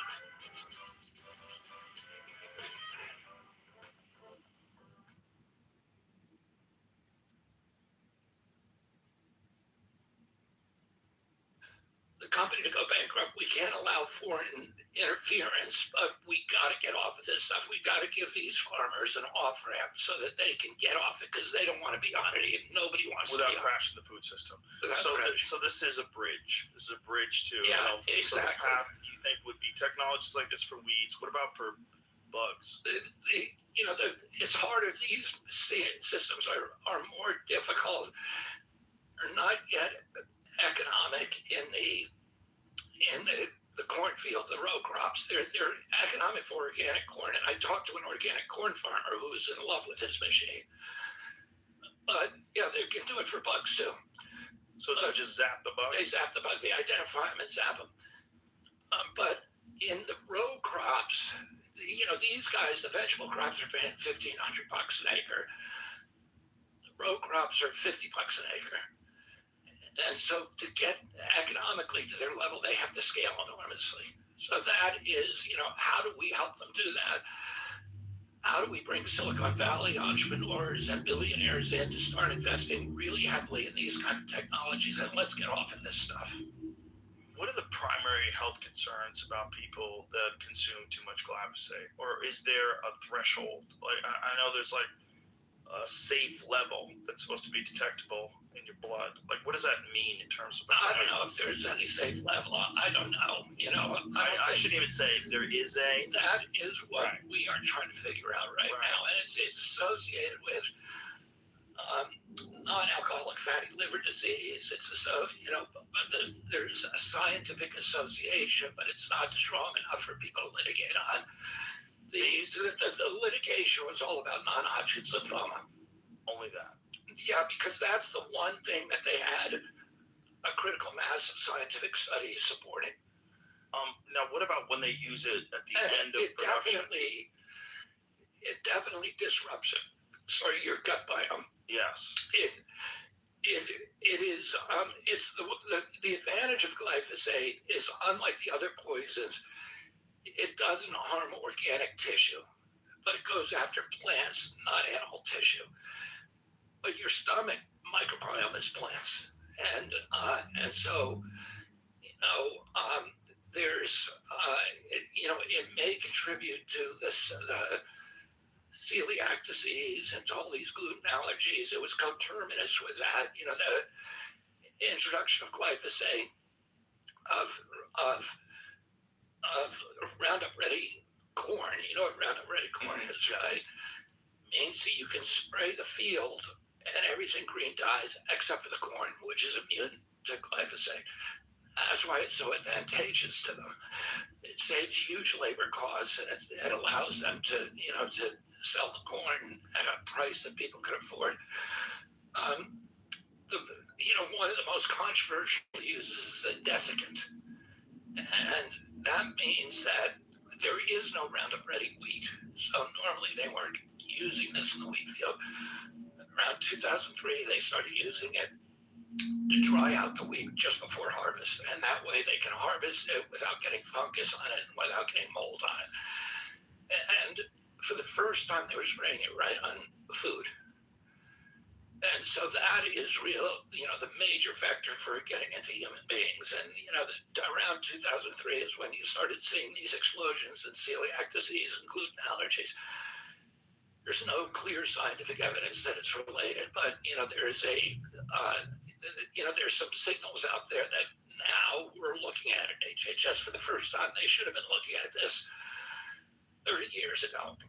And, but we're doing it now. Well, there's a lot of anecdotal stories about people going to Italy or Spain and France, eating bread over there, not having any problem with it at all, and being so confused. And then also people coming from Europe and eating in America and getting sick. And I don't know whether there's no telling whether that's glyphosate or other pesticides or whatever. Right. But it's just something. I have a son who had chronic eczema from when he was a kid, a disease I never heard of as a kid, and everybody's got it now. And he would get it any time that he ate spaghetti or bread or, and he went to the University of Bologna. He went to Brown, and then he took a year at the University of Bologna, and he ate spaghetti 3 meals a day and had no problem. And so, and you hear there's hundreds of stories like that we've all heard. I feel different when I go to Italy. When I go to Italy and I eat over there, I feel different. I feel different if I use, there's a restaurant that I called Gaetano's in Las Vegas and Henderson, and they use all Italian flour. They import it all from Italy. It tastes different. It feels different. You don't feel terrible after you eat it. Something's wrong with our food. And everybody knows it. And the fact that it's become a left-wing or a right-wing issue is one of the dumbest decisions we've ever made as a country. And I know that a lot of it is, again, a lot of propaganda, a lot of these narratives trying to push people and thinking that things aren't dangerous because right-wing people believe in them and that it's nonsense. And it's just, I don't know what that pathway is when you're dealing with monocrop agriculture and you have these enormous farms and you say 98% is based on glyphosate use or whatever it is. Like, how do we get those people to ultimately transition? And if they do, could they even produce enough of their product to stay viable? I can tell. I mean, I've met with over 100 farmers in developing the food guidelines, our team. And, I've been doing agricultural issues for 30 years, and I can tell you. My number one mom hack? Building credit stress-free. With the kids and everything else going on in my life, building credit was just out of reach for me. Until I found Self. I opened up a credit builder account so I could build credit and savings at the same time. Now, I don't have to worry about an emergency fund. The best part? Self has the options for you. If you're struggling to qualify for a credit card, you can gain access to one through Self. Or if you want a free way to build credit, you can also report your rent payments. Seriously, this app is a keeper. Go download Self now.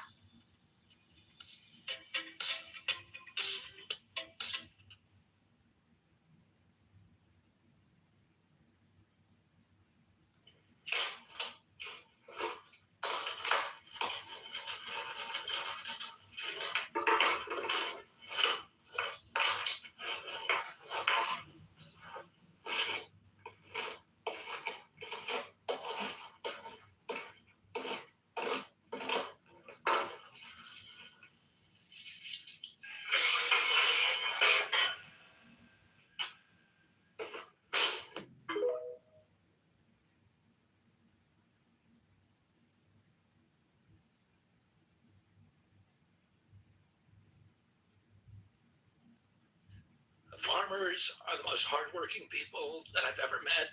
They are good people. They want to produce the healthiest foods, and they don't want the inputs are killing them. They're 7 out of 10 years farmers lose money, and there's no young people moving to the farm country anymore. So we really need to do what we can to make sure we don't lose any more farms in this country, and that's what the president's worried about. That has to be his priority, but he also wants to make sure that we accelerate the off ramps, the development of off ramps that they can transition off of this. And we're putting huge amounts of money into regenerative agriculture. People like Mr. Harris and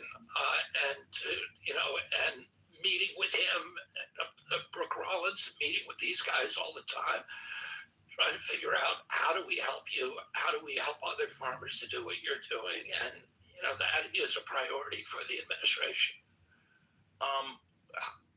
Do you envision a real possibility of a country that is all regenerative agriculture with no pesticides? Is that even possible?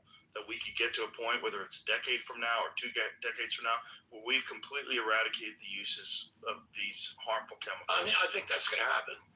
I think technology is going to allow that to happen. But you're going to have a lot of robotic farming happening, and that's another question. But that's robotic with these lasers. Is essentially what you're doing. Yeah. So that would be. You're going to have drones doing this. Mm-hmm. You'll have drone swarms over farms killing the insects. What about industrial fertilizer? What would be the solution to that? And that's a little more difficult, particularly in some parts of the country. You need nutrients in the soil, but there's ways of growing, and Harris has shown this, where you can dramatically reduce the amount of petroleum-based fertilizers that you're using, dramatically, almost eliminate them. Sure, but the scale of his farm and the scale of the production in comparison to these monocrop agriculture places that produce corn, I mean, these people are dealing with enormous amounts of crops. That's the question is, could that be scaled regeneratively? Could you get it to a point where you have organic farms only? I think with technology, you're going to eliminate a lot of the pesticides and the herbicides. I think it's going to be much slower when you talk about fertilizers. But is there a pathway for that? I hope so. But you haven't? No. Because it's so far off? Yeah, I mean, that's going to be after my 3 years before that happens. Do you, if someone else wins and they want you to stay, are you going to stay? Do you have a thought of that, or do you want to do as much as you can in 4 years? Well, whatever happens, because you can't tell what's going to happen in the election, and I'm going to act as if I got 3 years to do everything. And if I, get more time, then I would probably take it. How many days a week are you working? Well, I work. I'm working. When I'm home, I'm working. It doesn't stop. It's just your life. And then we have a president who has, never stops working, and he's up till 11, 12 at night, which you can get a call at that point. Yeah. He says, "Were you sleeping 2 o'clock in the morning?" Yeah, no, of course not. I was working. Oh, he's an interesting guy to work for. Yeah, he's got a lot of energy for it. He's got an incredible amount of it. I've never seen anything like it, and particularly with the food he eats. Yeah. I don't know how he's still eating mostly. I've never seen it. Well, let me put it this way: when he's on the road, he eats like fast food because he trusts it. He doesn't want to eat in some local place where he gets food poisoning or something. But when he's at home at the White House or Mar-a-Lago, it is it's all like locally sourced, incredible food. Oh, that's good. So he eats well. But he still drinks a Dana White wife told me that he's known him for 20 years and he's never seen him drink water. Just drinks Coca-Cola. What does he drink? Diet Cokes, Diet right? Coke, yeah. Isn't he?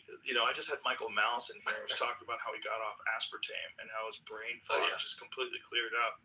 He's drinking Diet Coke every day. That is a really sleazy saga about how that got into her. We talked about it the other day. We brought it up. That was Donald Rumsfeld. Donald Rumsfeld. Yeah. And there was a really good FDA commissioner back then named David Kennedy. No relation, but he was a guy from Stanford. I think he was the president of Stanford for a while.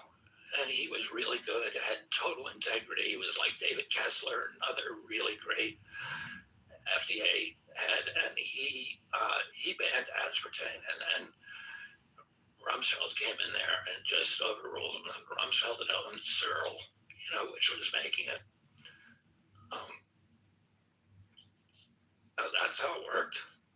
Well, that's why this time with you in office has been encouraging. I mean, you doing the things that you wanted to do was, to me, the most interesting thing about this administration going in, because I knew your conviction. I'd read your Fauci book, and I'm like, if anybody can do something about this, it's you. And I'm kind of amazed at how much you have been able to do, and also, watching the struggle, the difficulties of getting things pushed through that should have been pushed through easily with rational thinking.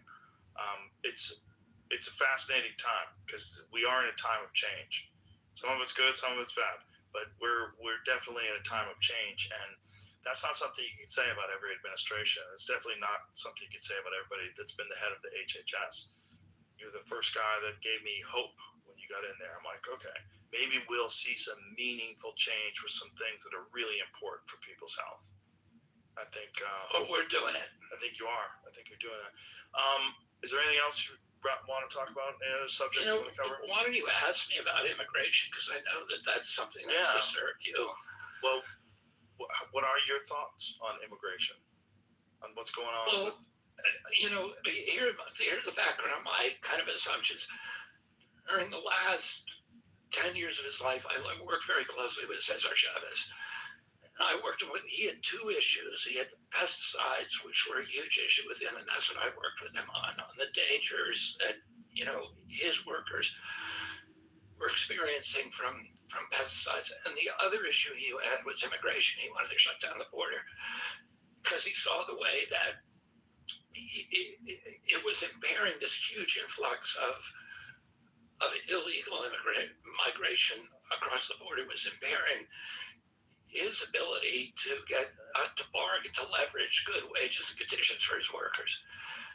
When I grew up, the Democratic Party was against immigration, and it was the Republican Party who wanted it because big corporations wanted cheap labor. The Chamber of Commerce was firmly embedded in the Republican Party, and they were all about open borders. Today, the Chamber of Commerce is with the Democratic Party.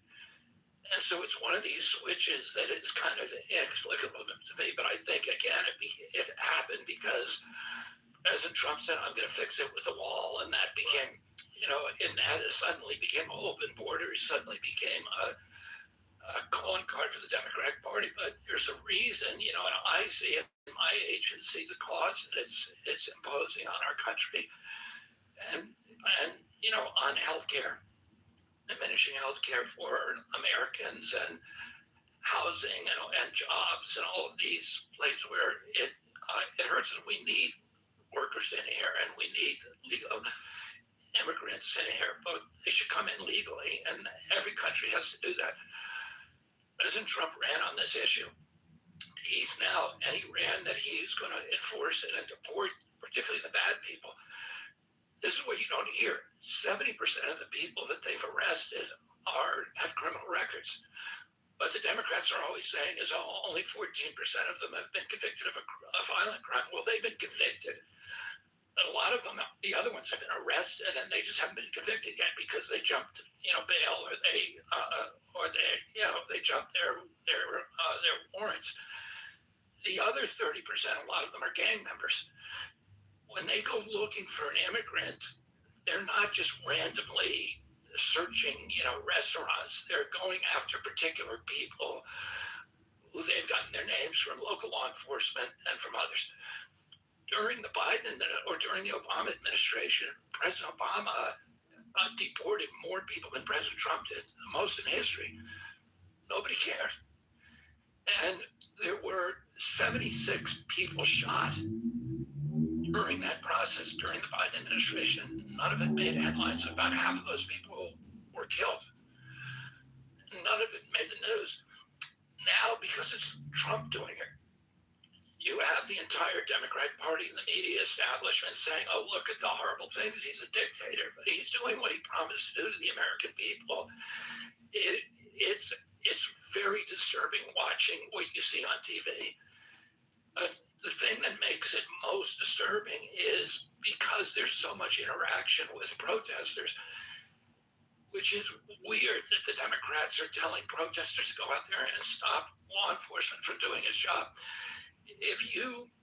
That's not how protests usually work.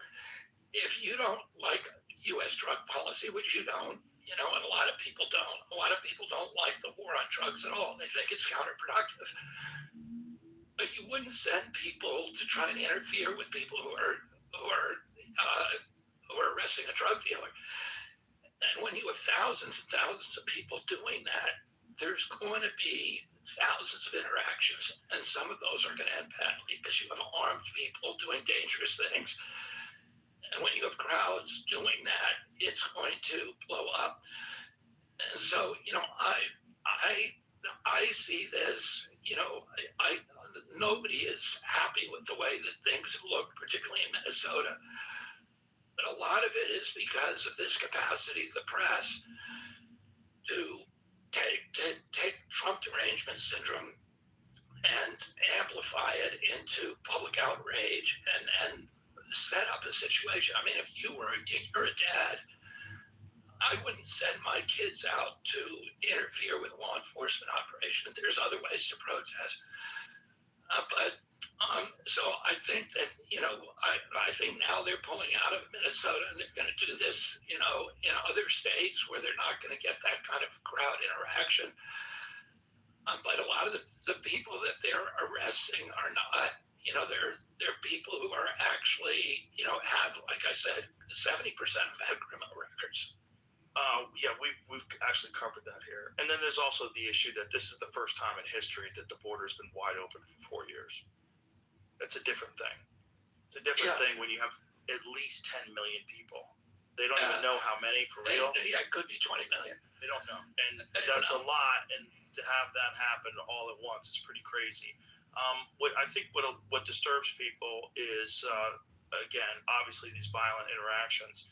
What should disturb them is that these are not organic protests, that these protests are organized and paid for. And that's crazy.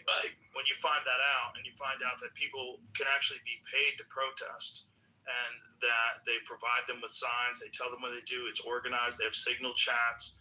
There's been a lot of people online talking about being paid to protest in certain places. And that's kind of insane that that's even legal, that you can organize a mob and pay them to go and make a bunch of noise. It's like the color revolution. Right, exactly. Yeah, and that it happened, just happened to take place in the place where hundreds of millions of dollars of fraud was being exposed. So then the narrative completely shifts away from the fraud and onto this unnecessary violence with ICE. And then there's the natural thing that people have, this distrust of people wearing masks. They don't like that. They don't like officers wearing masks. But on the other side, have to wear masks because they're being doxxed and their families are being threatened and you're filming everything they do and you're these organized instigators. So if it wasn't for organized protest, I wonder if those particular interactions would have even happened, would have even taken place. And I know you're saying that they're targeting specific people. They're going after bad people, but also they're showing up at Home Depot and just grabbing people too and trying to find out if someone is a bad guy or a good guy. So there's probably a lot of people that are just people that got duped into coming to this country thinking they're going to be welcomed, and then they come over here and they're trying to get jobs and now they're getting arrested and deported. it wasn't their fault that they were encouraged and brought into this country, but they did break the law. And I understand that perspective. But it's kind of insane that no one is pointing the blame at the fact that they let at least 10 billion people, or 10 million, people into this country over the last 4 years, at least being charitable. It's kind of nuts. And I was down at the border, and I was during my presidential campaign, I went down there and went down a bunch of times. But the first night I went down there to Tucson, and I couldn't believe what I was seeing. It was like the Boston Marathon, the beginning of it, just the sheer number. And they were, they all had it planned. The cartels were all, running the whole thing. They were advertising all over the world and bringing people in. And everybody was, the Border Patrol was completely demoralized. They were told, don't arrest anybody. Just fingerprint them. If they're a criminal, turn them back. But most of these people, they couldn't figure that out.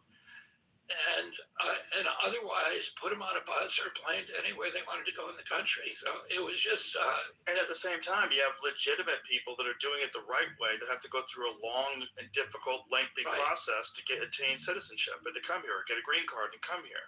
The whole thing was crazy. And that one of the complicated issues that you have now, a bunch of sanctuary cities and sanctuary states. And it used to be that if somebody who was an illegal immigrant was arrested for a crime and put in the local jail, ICE was notified. So ICE would then come and local law enforcement would transfer to ICE. In the sanctuary cities, they don't do that. They just let them go. And, it's not... How is that legal? That seems insane. That seems like it's a violation. It was never a law. It was just a policy. That law enforcement always cooperated with each other. Now, because Trump's in there, they're saying, okay, we would rather take the side of a criminal than take the side of the president. So they're choosing sides. It's like the other day during the State of the Union speech, when President Trump said, he was talking about immigration, and he said, please stand up if you think that law enforcement should protect the American people over illegal immigrants, and not a single Democrat stood. Yeah. How can you do that? Well, that's what we were talking about earlier, what you were saying. It's just they're ideologically captured. Yeah, I mean, that should be something. If you want to be taken seriously, you're a reasonable person, you stand up for that. Yeah. It really disturbs people when you see masked people grabbing people, arresting people, and a lot of them turn out to be American citizens. That's part of the problem too. But I did look at a chart recently because I thought it was fascinating. The number of American citizens that were arrested, what percentage during what Obama did versus during Trump. Actually, I think higher. More American citizens were arrested during this Obama thing. You just never heard about it. Also, if you hear Obama talk about immigration, if you hear Hillary talk about immigration, or if you hear Bill talk about immigration, you would swear they were running for president as a Republican. Like, if you listen to the things they were saying back then, it was very much the Republican perspective. Well, that was the Democratic Party always was against an open border. Yeah, Bernie even said it's like open borders that's a Republican idea. They want cheap labor. Yeah. So, all right. Anything else before we wrap this up? Listen, thank you very much for all your hard work, and it's very exciting for me to have someone like you doing what you're doing, because I do know that you really want to push for meaningful change. It's genuinely going to help, and I think so far you're on a good path. So I hope we can get all the other stuff done too. Well, thank you, John. Thanks for the conversation. And thanks for all of your conversations. My pleasure. Thanks. All right.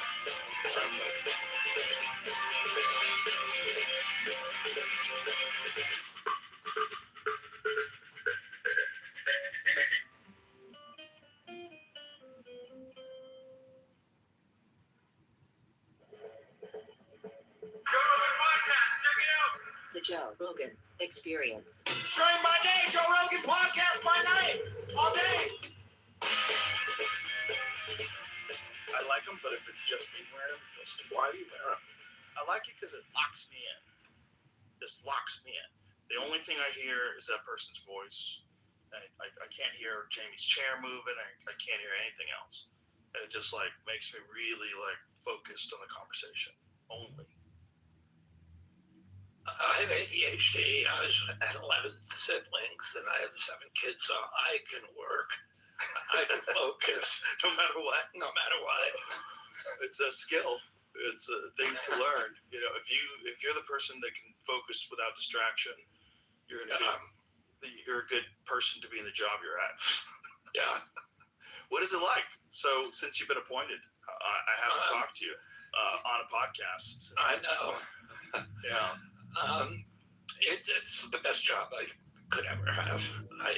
I feel like I was designed for the job, and I just have so much fun. I mean, it's a target-rich environment, so there's so many ways that you can be effective and improve people's lives every single day. Part of that is because the agency was just such a mess. You know, it wasn't doing healthcare; it was doing sick care and just managing all of these perverse incentives. And have us spending $5 trillion a year on 2 to 3 times per capita what any other nation spends, and we have the sickest population in the world. We have the highest chronic disease burden in the world, and we're the best at medicine in this country. But that's when people get sick. You'd rather get sick here than any place in the world, but you're more likely to be sick here than any place in the world. And and then it was just a big political patronage operation, and it still is. We're putting an end to that now. I mean, the amount of fraud that goes through that place. We lose just in Medicaid and Medicare $100 billion a year, and it's all.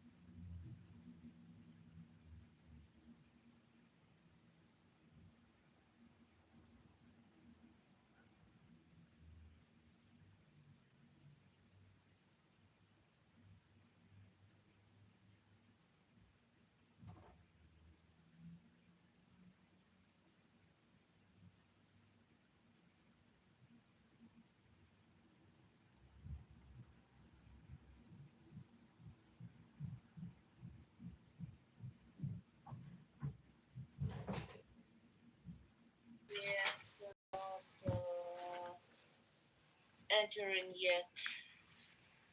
Not actively entering to this yet.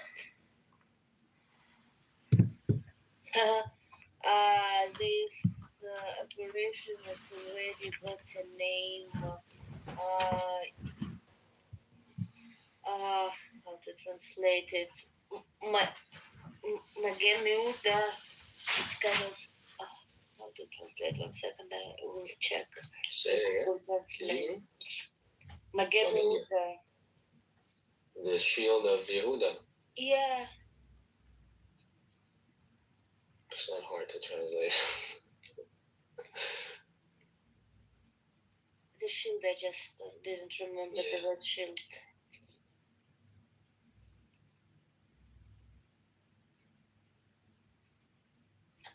Just I'm reading in Russian. I will check that in Hebrew they say Maganuda. 1 second, again.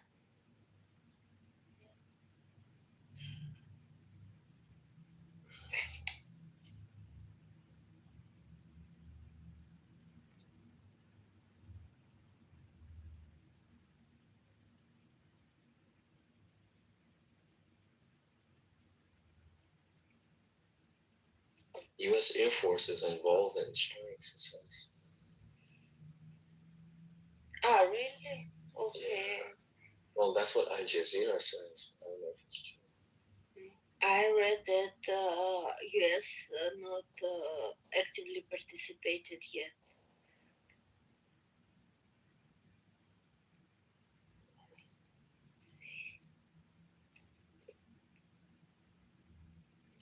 Amir Sarfati now is allowed to publish the date and the nature of this operation was set a couple of weeks ago and were kept in secret, as well as prepared for possible Hezbollah and Houthi retaliation. We have a plan for that as well. The United States is finally admitting that it carries out strikes in Iran in cooperation with Israel.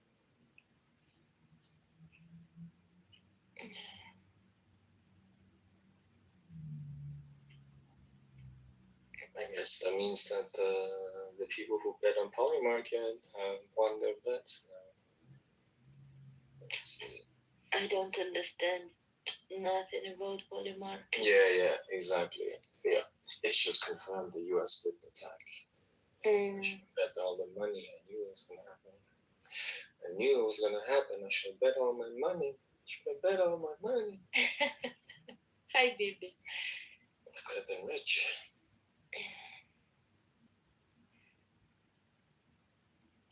They didn't let me sleep.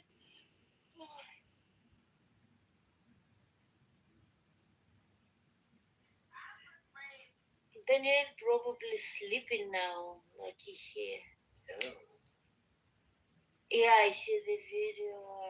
Israel strike on Iran.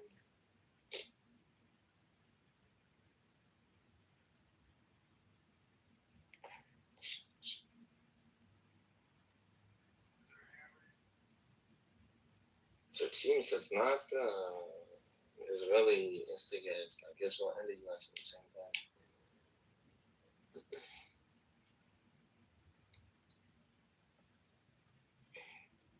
It's an joint attack.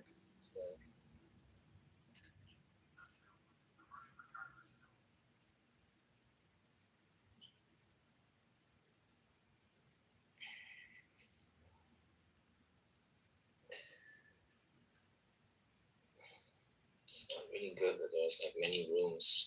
We should really focus on having one room, but the problem is people are so messed up. You see the room? Who else opened the room? I will check. Well, everyone is about, because the Americans do know about it now as well, the ones that are awake. It's a joint operation.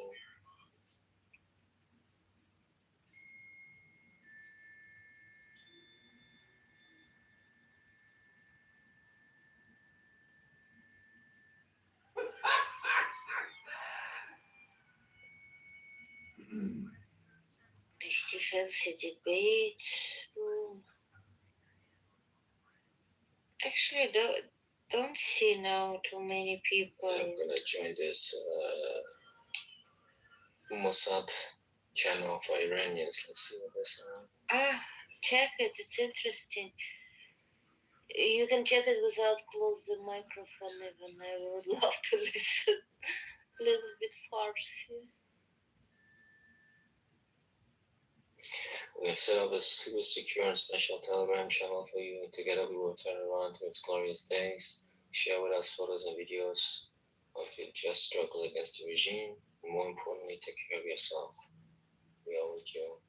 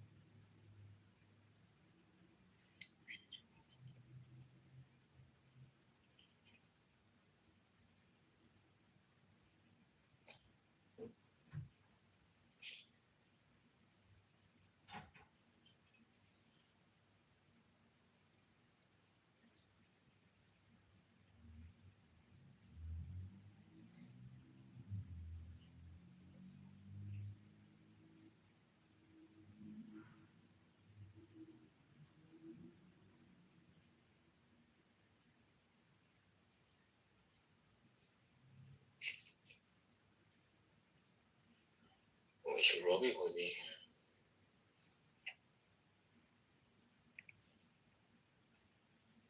You know who is India? Hi, India. No.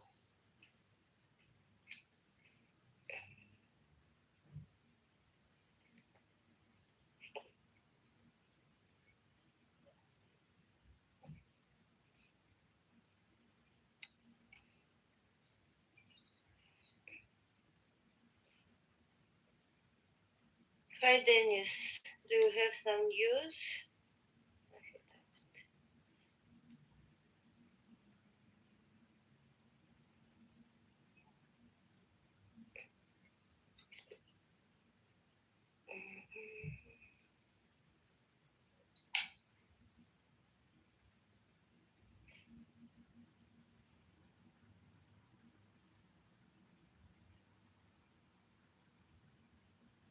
Oh, did that girl was killed?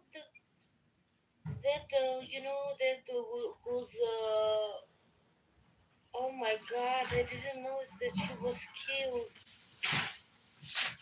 That girl, lately in the Instagram, I see the Iranian girl who's singing all the time.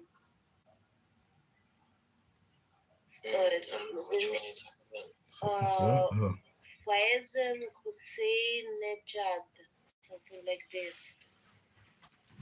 She was killed. I didn't know because lately I started following her Instagram.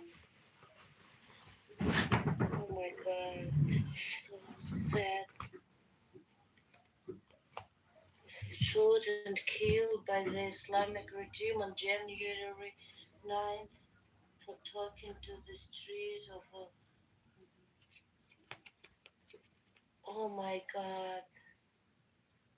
She was so amazing. The messages are not going. I think they cut off the internet in Iran. Let me see.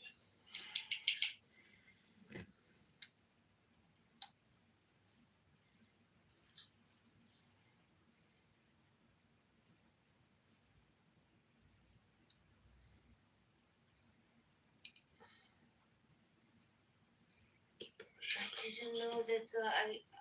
I thought that she's alive. I didn't know that she was killed. I sent you this video to the Telegram.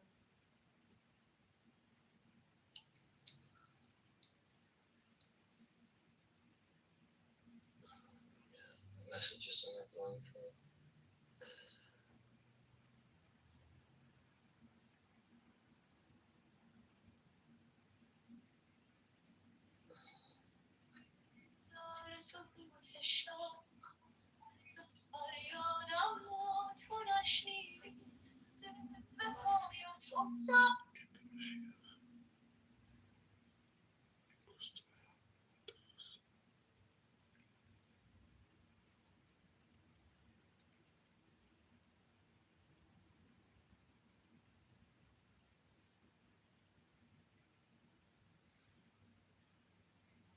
Because I used to say stuff like, India, I will feel bad, but I feel like I can judge people because I stopped smoking weed. And so even though I stopped smoking weed and I stopped like getting drunk and stuff like that, I was still a piece of candy here and there, right? So I'm still a sinner. You can't take the position, Mackie, that you must be sinless to pass judgment on people. That can't be what the scripture is teaching. I know. No, I mean, and when someone that is what the scripture is teaching, because once we stay in our sins, it's like if you ask me this question: do you believe you can receive salvation or be saved if you die in your sins? Yes. I believe that. You said yes. Yes. Yeah. Well, I certainly believe that. Yeah, because when in the Bible, nobody died in their sins. They was forgiven. David killed. He killed the man's wife and took her. Right, and he before everything and what he did, even through everybody that, as far as prophets, they were sinners. They was never able to commit the things they committed unless they was cleansed. They were sinners as well. Do you believe the prophets that committed all these miracles let me say was this. able to do miracles if they was in their sins? Let me say this because that's my last question. I'm asking one more question. I'm about to answer. Okay. Hold on, Andrew. Bro, you're fine. Yeah, go ahead, bro. But Mackie, just dial back, bro. You're cool. It's all good. Yeah. So Mackie, you can't say that because you're basically saying that you're basically saying that if you die, you're supposed to be sinless. That's impossible because if that was the case, we sin without even knowing. So therefore, if you're going to sin, and then if you sin, we sin without knowing. That's basically saying if we die, we know when we're going to die. Nobody in here knows when we're going to die. So therefore, you cannot say if you sin without knowing and then you die, you cannot repent for that sin because you didn't even know that you were about to die. So but we also scriptures say be ready. Be ye also ready. And when Jesus come back, he said, I'm looking for a church without a spot or a wrinkle. So therefore the church is your temple, your body. So you can die with sin. That don't mean that you're not going to make it in.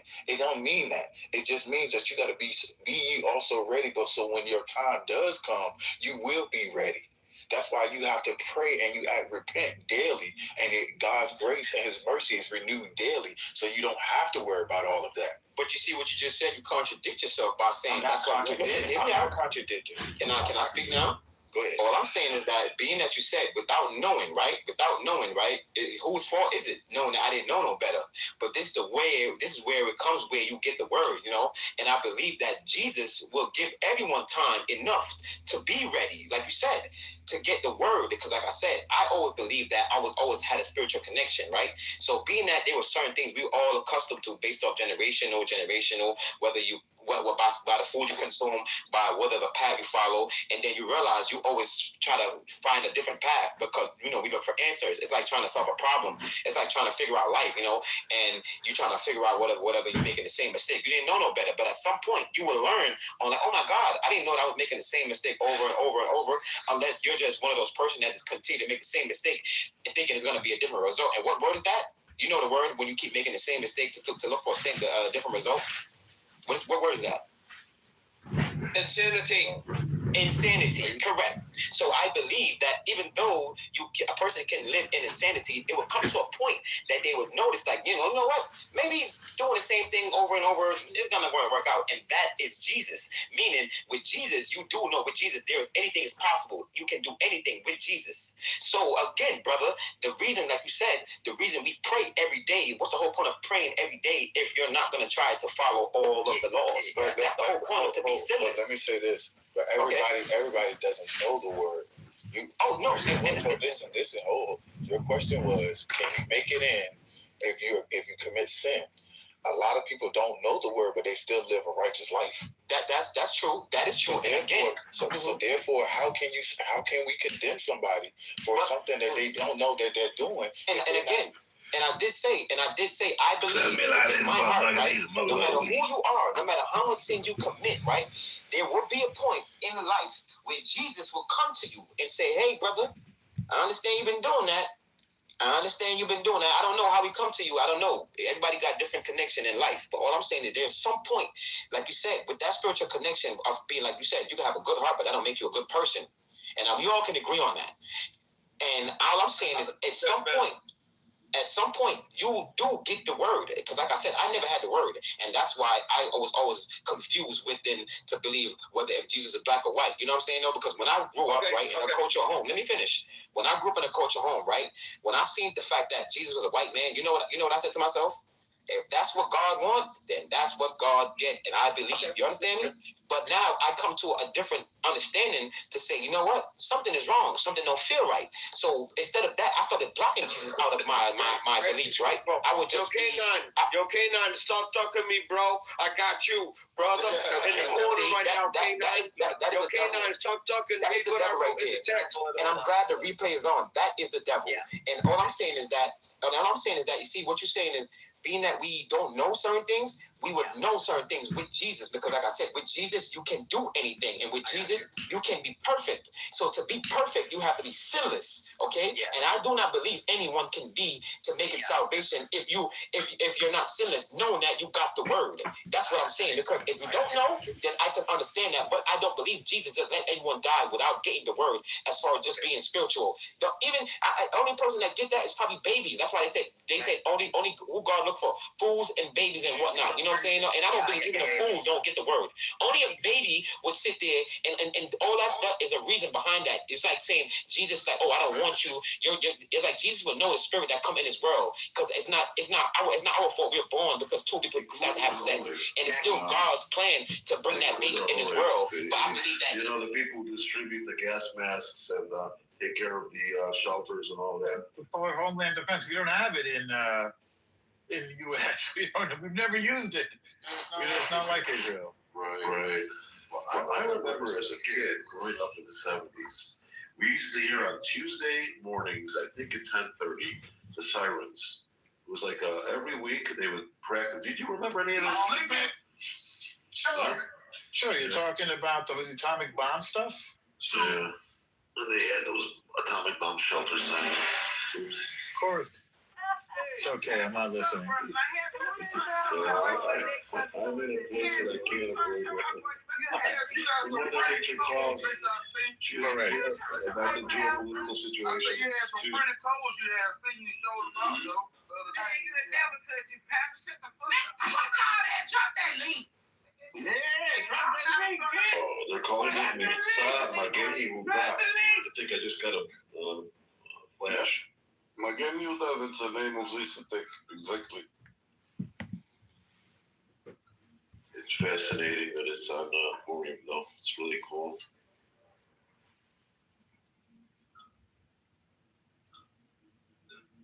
Yeah, it's really something.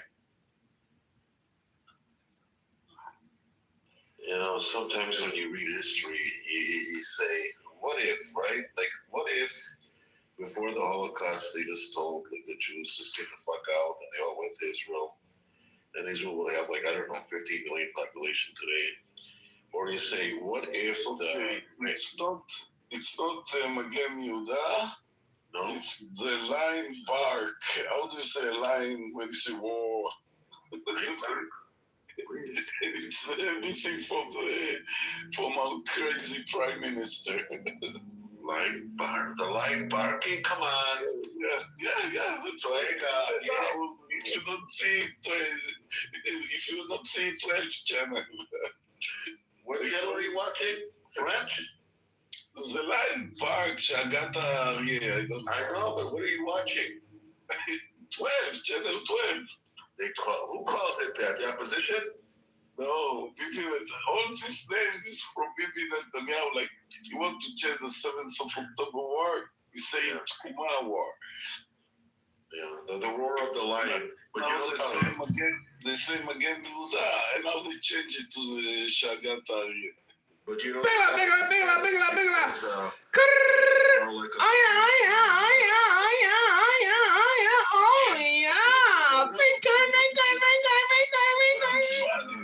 sometimes they go with one name. After a couple of minutes, even not 1 hour, they come with a different name. Well, that's Jews. You know, this is the name I'll use. That's the name I won't use. This is the name I'll never use. That's the name he uses. It just never ends. This is the name I wouldn't be caught dead using.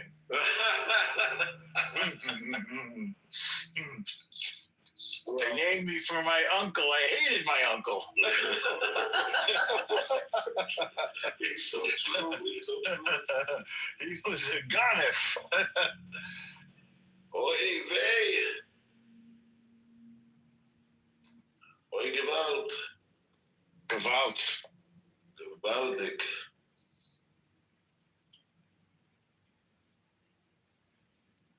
Nebbers. That's one of my favorites. Did you ever see that book, The Joys of Yiddish, by Leo Ross? Of course. Amazing book. He's got some sequels too. Say what now? He's got some sequels too. Oh yeah, he does. Yeah. Yeah. He was a school teacher, as I recall. I know. And then he wrote these books. Yeah, he was a Chicago man. He was from the University of Chicago. Ah. So is Saul Bellow. I'm a massive admirer of Bellow, man.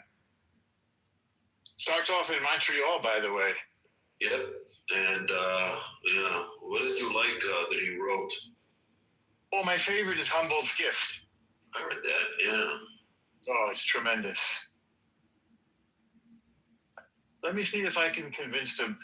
There's a bagel guy making bagels here, but but the store is closed, so I don't think he's going to give me anything. I can't get to his attention. God, they look so wonderful and fresh and hot, but the store is closed. You know, it's the middle of the night here. Yeah. Ribono Shalom. Here goes the neighborhood. What up, Lord? Listen, I read an incredible, it's from the capitalchabad.com. The children have the answers. This is from Esther. Listen to this. Mordecai approaches the 3 school children and asks, please tell me your Torah reverse. The first child answers, do not fear sudden terror and the threat of the wicked. Proverbs 3:20. I told this to Caleb earlier. He liked it. The second child said, you can scheme, but it will be nullified. You may plot, but it will not succeed, for God is with us. Isaiah 8:10. And the third child replied, even unto your old age I remain with you. Isaiah 46. Upon hearing the 3 children recite the verses, Mordecai's desperate and downcast mood was quickly changed to great joy. He became very happy. Curious to know what could have made Mordecai so happy during such a terrible situation, Haman walked over and asked Mordecai to repeat his conversation with the children. These children brought me great tidings, Mordecai exclaimed to Haman. They assured me that we have nothing to fear from your evil designs. Upon hearing this, Haman became furious and flew into a clown house rage. And he said, it is these small Jewish children whom I will kill first.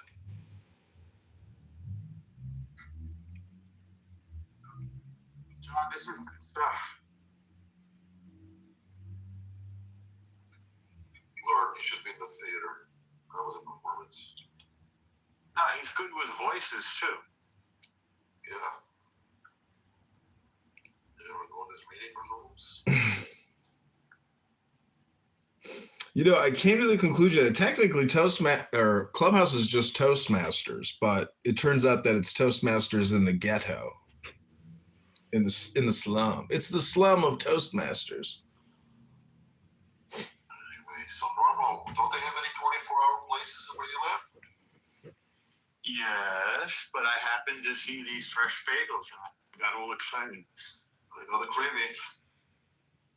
I mean, they look so shiny and golden and delicious. What kind of bagel do you like? Sesame, onion bagel?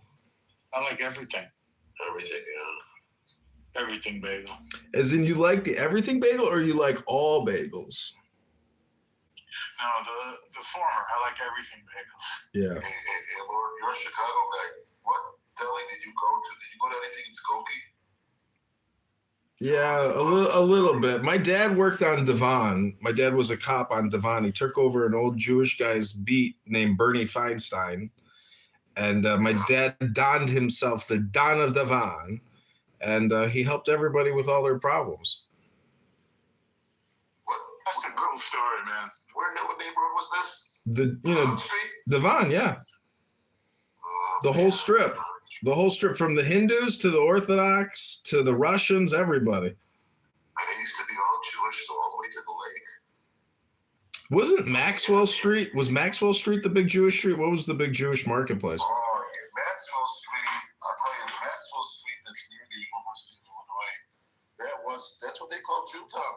And nobody meant anything bad by it. It was just Jewtown, and it was right by the Little Italy and Greektown, and that's a wonderful. And if you ever go and you want to see something historically interesting, Jane Addams Hull House. She was a woman who I think created the social work in America. And the settlement project she did. Yeah. And it's a wonderful museum because they color coded all the ethnicity in the neighborhood surrounding the Hull House. It was just interesting. It's really amazing. They have a nice little movie to watch. It's really, really. Oh man, it's cold out here. Gotta go back in. Effing so cold. What business is it have to be this cold in Tel Aviv? Almost March. Anyway, so. Say it again. What's the question? No, I'm just saying, why does it have to be so cold today? But what was I going to say? There was coffins. Revenge is a dish best served cold. Did you ever have that Polish sausage? Excuse me. No, Chicago is famous for its hot dog, and Maxwell Street Polish was the one that started it all. It's on the corner of Halstead and Maxwell, and I don't know, whatever. But I'm just talking about that whole neighborhood. If you ever seen the Blues Brothers, there's a scene where Johnny Lee Hooker is singing out in the market. Do you ever see that? Do you remember this? Listen, Stanley, listen to this. I asked AI, how long did it take for Iran to return fire? It writes, based on reports regarding the June 2025 conflict, Iran began its retaliatory strike shortly after U.S. forces targeted Iranian. Initial action, the U.S. bombed 3 Iranian nuclear sites, Fordow, Natanz, and Isfahan, late on a Saturday night.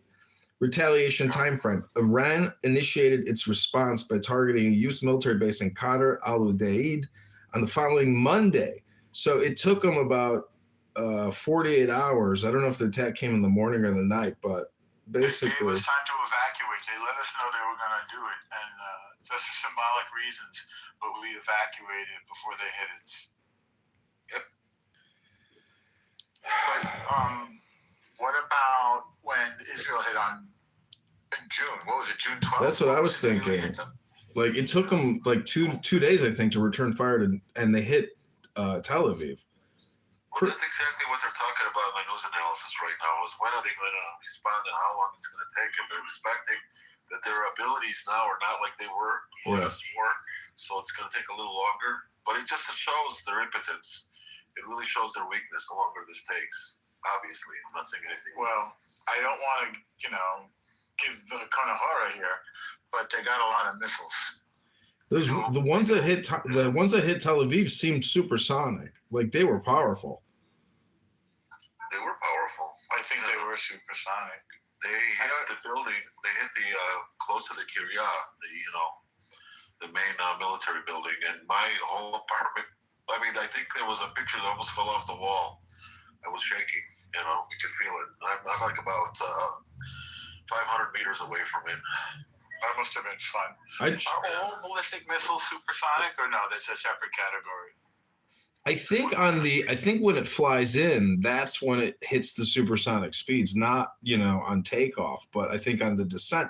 I tried to calculate the payload and the percentage of that TNT to the percentage or the total TNT of Hiroshima and Fukushima, or the Japanese atomic bombs. And it turns out that those Iranian missiles, it's still a significant percentage of even of a nuclear weapon. can't remember the exact percentage, but I was surprised at the power of, but the whole thing is when you saw those videos, it was like, whoa, like I had never, it's so densely constructed and populated that like those rockets are. Tel Aviv? Yeah. It brought down some pretty big buildings. You know what I learned when I looked it up is that they are gravity driven. They go up with rocket fuel. They go up above the atmosphere. Then they come down with. They're powered by gravity, which had never occurred to me. Right. Isn't that interesting? Where'd you get that from? AI? No, I just looked up ballistic missiles, and that's what they explained. It's a geometry thing. They go up into the stratosphere, and then they turn and they come down. Strictly powered by gravity. Yeah, you could see that in those videos. I had never seen impacts like that. Like I've never seen videos like that. And you can imagine. What videos did you look at? Send me if you. I don't want to bother you, but send me a link if. I don't have it anymore. What should I look up? You can go on YouTube and just type in Tel Aviv, Iran missile strike. There's video of it, huh? Yeah. Can you see them approaching? You can see them appear out of the sky like a blink. Like they're just incredibly fast, terrifyingly fast. Wow. And then I saw the after effects of Beersheba.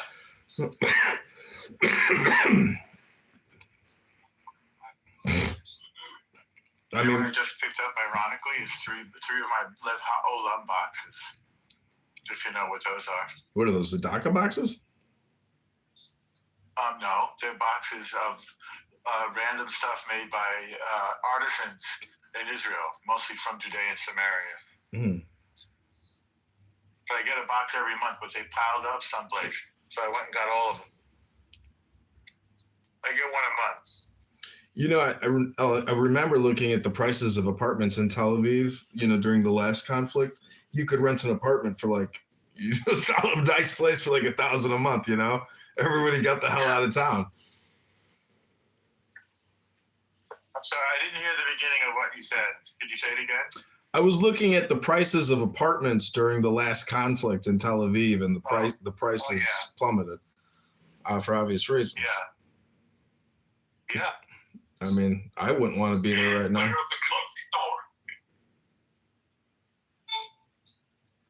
I just pray to God that they don't target some kind of critical infrastructure that, that they can actually target. Because the whole thing, if you can hit Tel Aviv, you can pretty much, your proximity and your targeting capability is pretty good.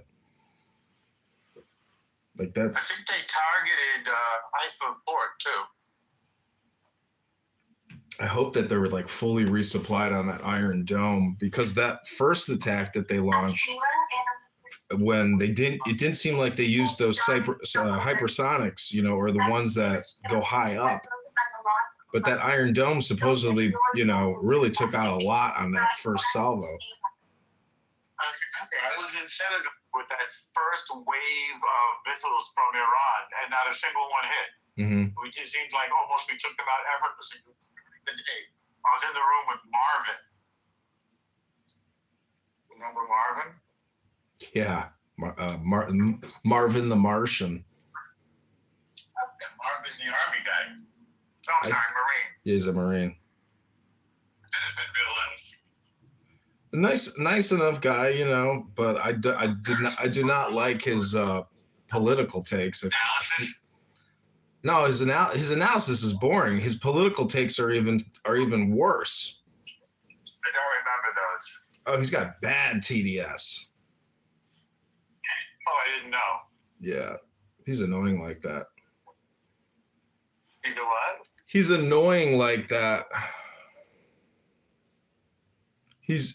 I was reading this interesting story in a military history book, and some lieutenant or some colonel comes up to the general and says, "Hey, we're about to lose the battle.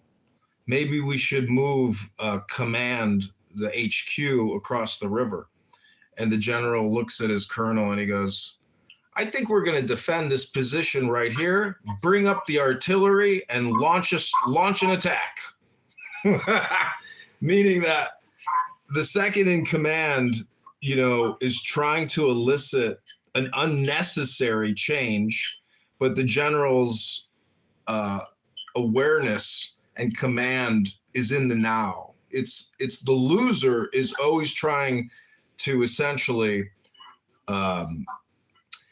make an adjustment or a prediction for a future event, and therefore they lose the battle now because they're always fighting a future battle and not in the present moment. So they're worrying about the future.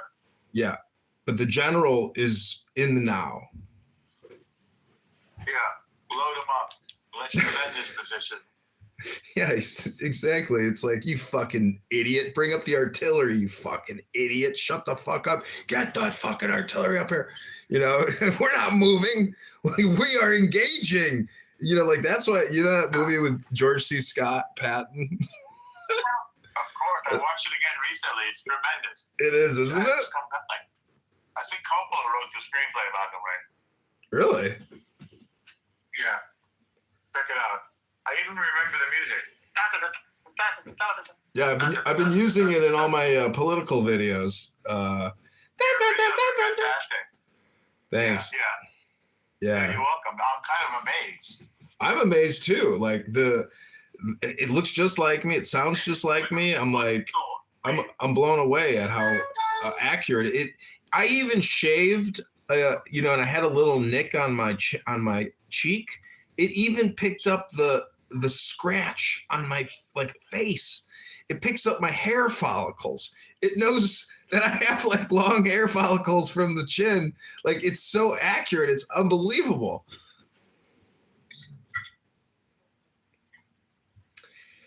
People have no idea. But basically AI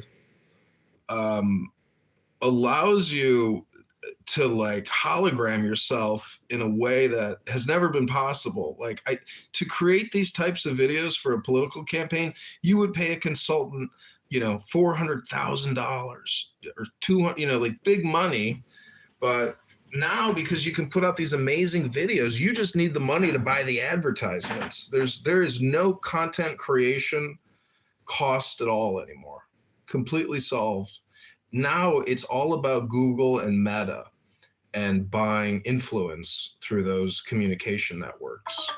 So that's why I don't understand how this Sam Altman, like, Sora is basically a social networking app, but he needs to get Bing ads on it. Supposedly, anyways, whatever.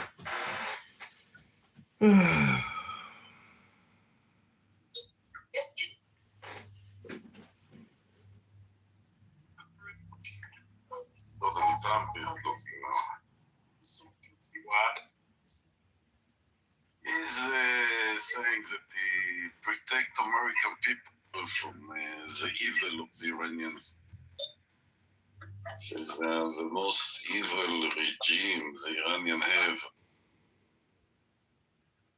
He gives an explanation about all the practice that Iran have, Houthi, Hezbollah, and they kill their own people.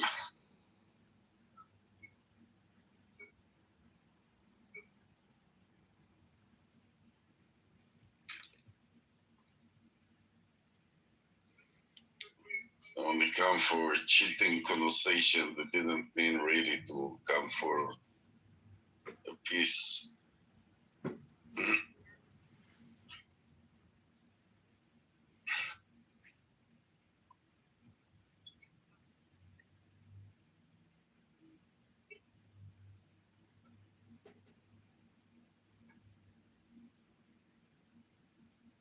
That's interesting that one Iranian leader didn't go out and speak yet.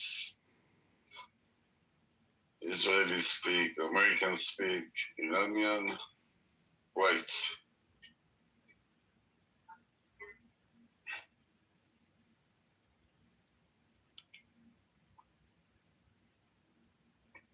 I'm sure most of them are dead.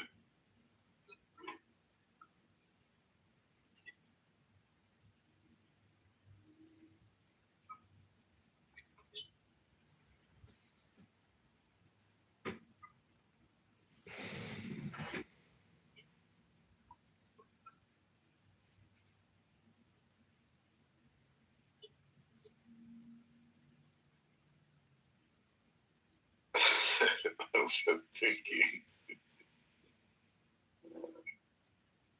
I don't think it will take so long. I don't give it more than a week. I don't give it more than a week. All this war will be over.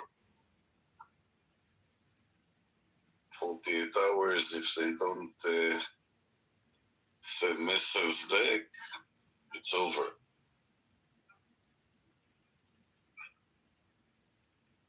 What we can do against American and Israel, even you don't think Hezbollah don't shoot one missile, the Houthis didn't shoot one missile.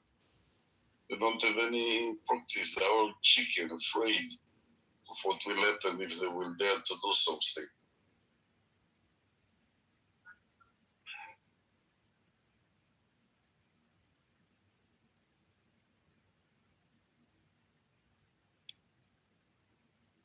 But yes, he says that it is a risk that there might be some missiles that will kill us before we succeed to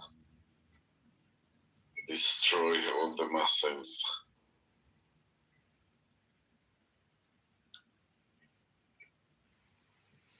So there's a former CIA agent. His name is Michael Scheuer, and he runs a blog called non-intervention2.com. I'll put the link in the chat, but you should read what this guy wrote. I can read a little bit of it to you if you want to read it.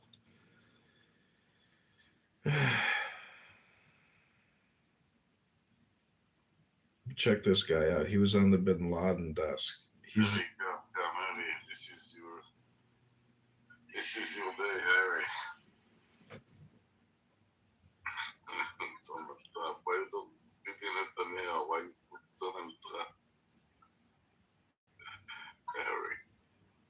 Harry, where's Shuki? Shuki, I miss Shuki. Where is he? I haven't seen him for a while. He's in jail. Harry, come up, Harry.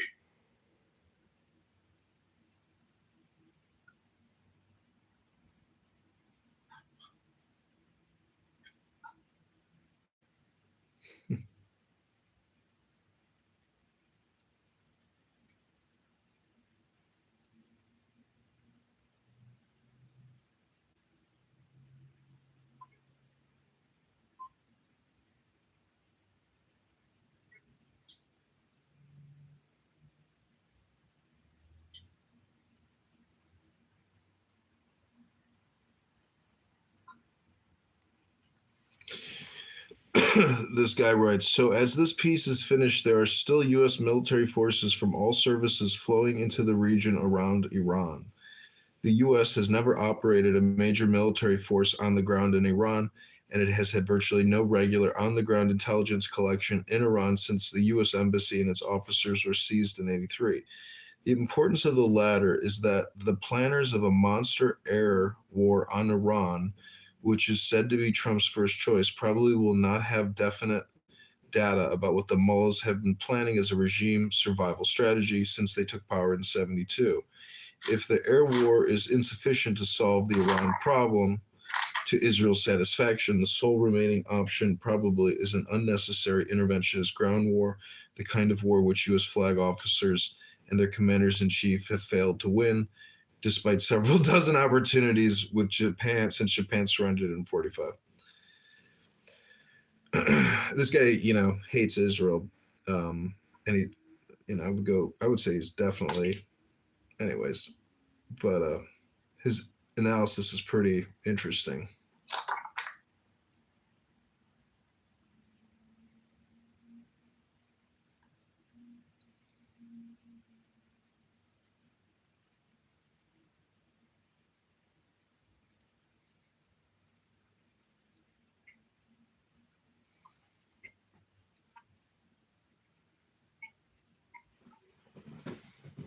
You know what I don't understand is, Trump says Iran cannot be allowed to develop a weapon. But what I don't understand is in this world of black markets, why do we not, hypothesize that they technically bought, a, a weapon? So that's what I don't understand. Like if they do have some type of poison pill or mutually assured destruction policy, which I'm sure they have, that's what I don't understand why it's not, a terrifying possibility. I mean, earthquakes happen, hurricanes happen. Those are huge energy events. And to think that like there can't be a huge energy event, lacks imagination.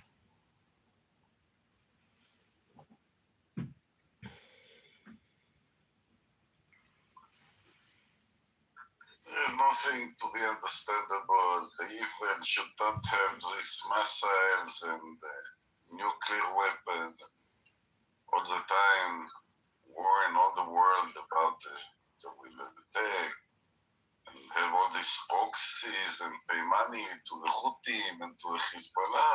It's very obvious it shouldn't be anymore. It's the first time. It's an history day today. Israel. It's a big deal. I'm getting tons of video now, and the U.S. has launched the strikes as well. I'm getting a ton of video. We hit all the nuclear sites as well. This is really going. There's going to be more in the next 24 hours and in the whole 12-day war. This is full on. Yeah, it's full on, yes. Tonight we will see what they left, what they can give back.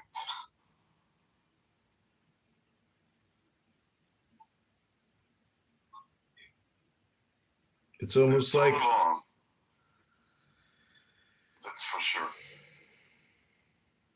You already announced, Donald Trump announced, Israel announced. It's all on.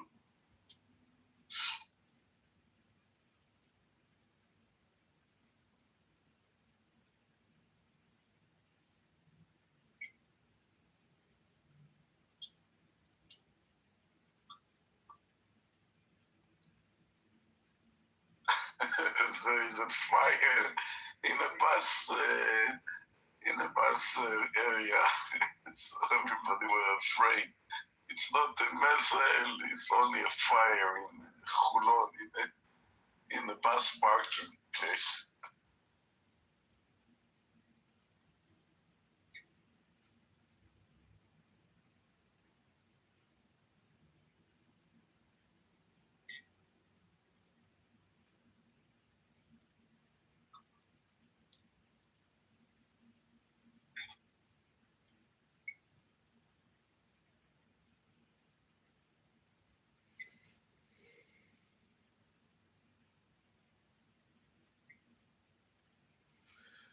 so.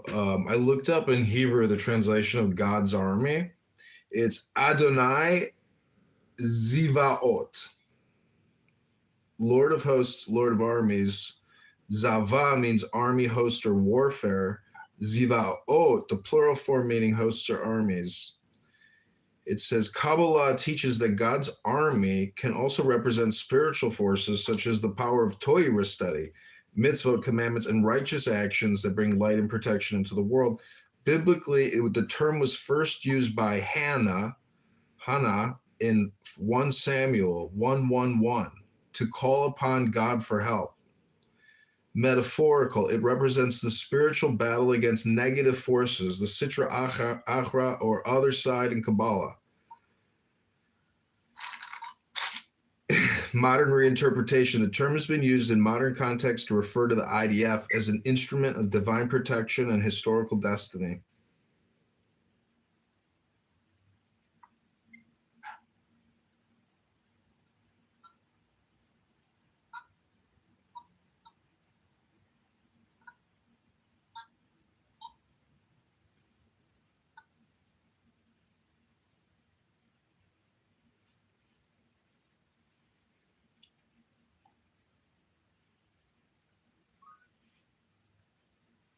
Yo, Norma, Ribbono Shel Olam. There are followers of the Rebbe who say Ribbono Shel Olam is extremely useful.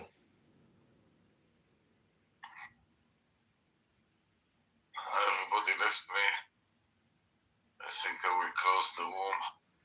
Iran monitored explosions. Thank you for coming.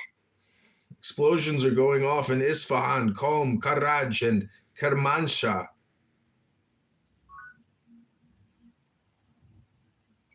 Oh my God, Central Tel Aviv, Central Tehran. 1 hour ago, rocket strikes. Let the world know that we did not start this war. Wow.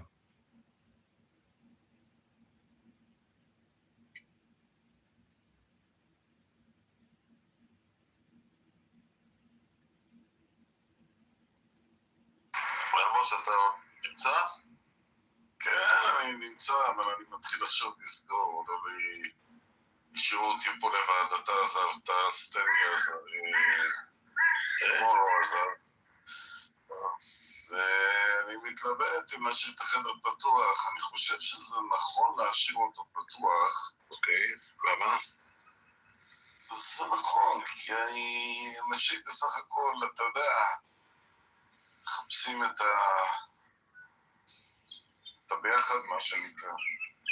אם אתה לא ברור, זה יותר כזה בשביל האנשים, אם ירצו להשאיר להם חדר פתוח, אבל יש עוד חדר אחד, אתה יודע, של רויה, אני יודע מי זה שם, הארי.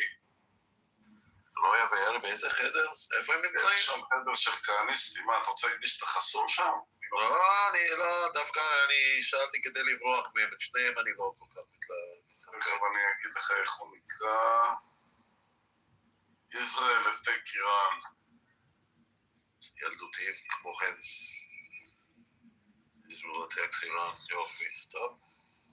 ישראל לטק איראן. הנה, Culturally United Israel Friends. זה חדר של יוליה, לא? הקולצ'ר זה של יוליה. כן, יוליה שמה, נכון. איך היא? בסדר? בסדר, חמודה. איפה היא? גם כן מתל אביב, לא? באמת? אתה ראית אותה במציאות? נפגשת? אני והיא עוד לא, אבל ייתכן בעתיד איכשהו. אני עד כאן רק פגשתי את בלקסטם ואת רחל שין, אם אתה זוכר אותה. אני חושב שאני גם פגשתי את רחל, לא יודע, רחל שין. נכון, פגשת אותה. היא אמרה לך שהיא פגשה אותי? לא, היית בחדר, שניכם דיברו על זה. לא, אבל כשפגשת אותה, דיברת איתה עליי? לא, אני אגיד לך את האמת, אני התחמקתי ממנה קצת זמן, ויום אחד חברים בסינמטק אמרו שאני נמצא במקום מסוים, והיא באה לחפש אותי, והיא ראתה אותי וישר ההיסטוריה, כמו שאומרים. אני לא כל כך מתלהב לפגוש... גם אני לא. אני עשיתי שם איזה טעות, אני בדרך כלל לא עושה את זה, אבל אני כזה הייתי לבד, זה היה מין סיטואציה כזאת שגם כל המשפחה שלי לא הייתה בבית, ופתאום מישהי פה מקיסריה, וזה, אמרתי, יאללה, 12 בלילה, בחיים לא עשיתי כזה דבר. עוד תפסתי איזה קריז. קטע דקות, רבע שעה, אולי עשינו שם סיבוב בתוך איזו שכונה בחדרה, אמרתי לילה טוב וחזרתי הביתה. מה אשתך חשבה על כל הסיפור שאתה עוזב אותה בבית? לא הייתה בבית, מי ידע מהסיפור הזה השתגעת? אני אספר בבית, גט במקום. יש דברים שלא מדברים עליהם. מדברים עליך פה? לא, פה באופן כללי. זה מקרה בודד ויחידי והתחרטתי עליו. אני לא יכול להסביר, אם ראית וצריך להחליף כמה מילים, אז אי אפשר להסביר את זה. יכול להבין אותך. טוב, אני כבר פגשתי אותה כבר כמה פעמים, כי היא באה למקום שאני מבלה פה בסינמטק בתל אביב, אז עם רחל, אני עוד פעם, זה כאילו פרווה, זה לא פה ולא שם איתה. כן, בדיוק, זה לא... אתה מבין בדיוק, אם אתה פגשת ודיברת, אז אתה מבין בדיוק על מה אני מדבר.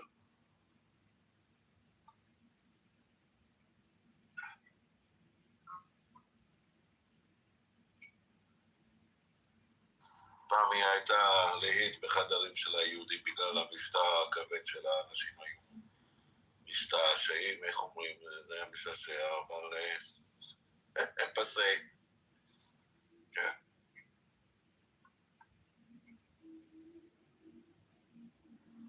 זה שכאילו מסמלים פה, איך הוא בסדר? זה דובר אנגלית פה.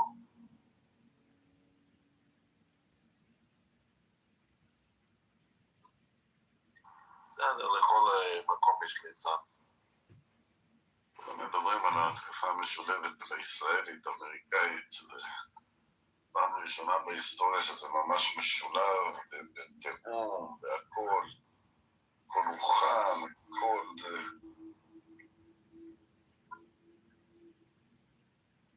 בחדר אחר דיברו על כמה זמן, כאילו שהם יחזירו האיראן, כמה זמן ייקח עד שהם מחזירים אש. כן. אומרים שזה לא תוך יום, זה ייקח כמה ימים. אם הם בכלל יכולים להחזיר. כל טיל שהם שולחים גם חושף את עצמו. אני מעריך שכבר יש מטוסי ביון מעל שמי איראן, שבכל רגע שטיל יוצא החוצה לשיגור, אז הוא חושף את עצמו להתקפה. אמת, אמת. ומטרה פה באמת עכשיו הפלת משטר, נכון? לא סתם.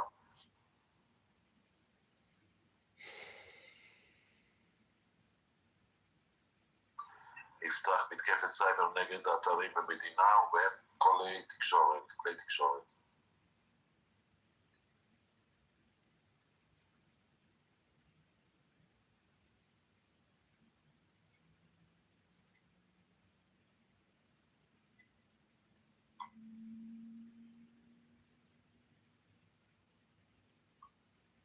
ניסיתי להיכנס לחשבון טוויטר של טראמפ, אבל שואלים אותי 1,000 שאלות לפני שאתה נכנס. אם יש לך חשבון גוגל, חשבון אפל, חשבון זה, אני סבלנות, אבל מעניין מה הוא אומר. Lord, have you got into Trump's Twitter account? I can view it. Yeah, you want to look at it? Because I can't for whatever crazy reason, but whatever. Ali Hamidi moved. Okay, there's nothing. I'm getting posts here that are old. He posted this 13 minutes ago. Major combat operations in Iran. Our objective is to defend the American people by eliminating imminent threats from the Iranian regime, a vicious group of very hard, terrible people. You want to hear this or no? Imminent. I love it. כרגע בערוץ 12. בערוץ 12? זה היה, עכשיו הוא משמיע את זה. אוקיי. Its menacing activities directly endanger the United States, our troops, our bases overseas, and our allies throughout the world. For 47 years, the Iranian regime has chanted death to America and waged an unending campaign of bloodshed and mass murder, targeting the United States, our troops, and the innocent people in many, many countries. Among the regime's very first acts was to back a violent takeover of the U.S. Embassy in Tehran, holding dozens of American hostages for 444 days. In 1983, Iran's proxies carried out the Marine barracks bombing in Beirut that killed 241 American military personnel. In 2000, they knew and were probably involved with the attack on the USS Cole. Many died. Iranian forces killed and maimed hundreds of American service members in Iraq. The regime's proxies have continued to launch countless attacks against American forces stationed in the Middle East in recent years, as well as U.S. naval and commercial vessels and international shipping lanes.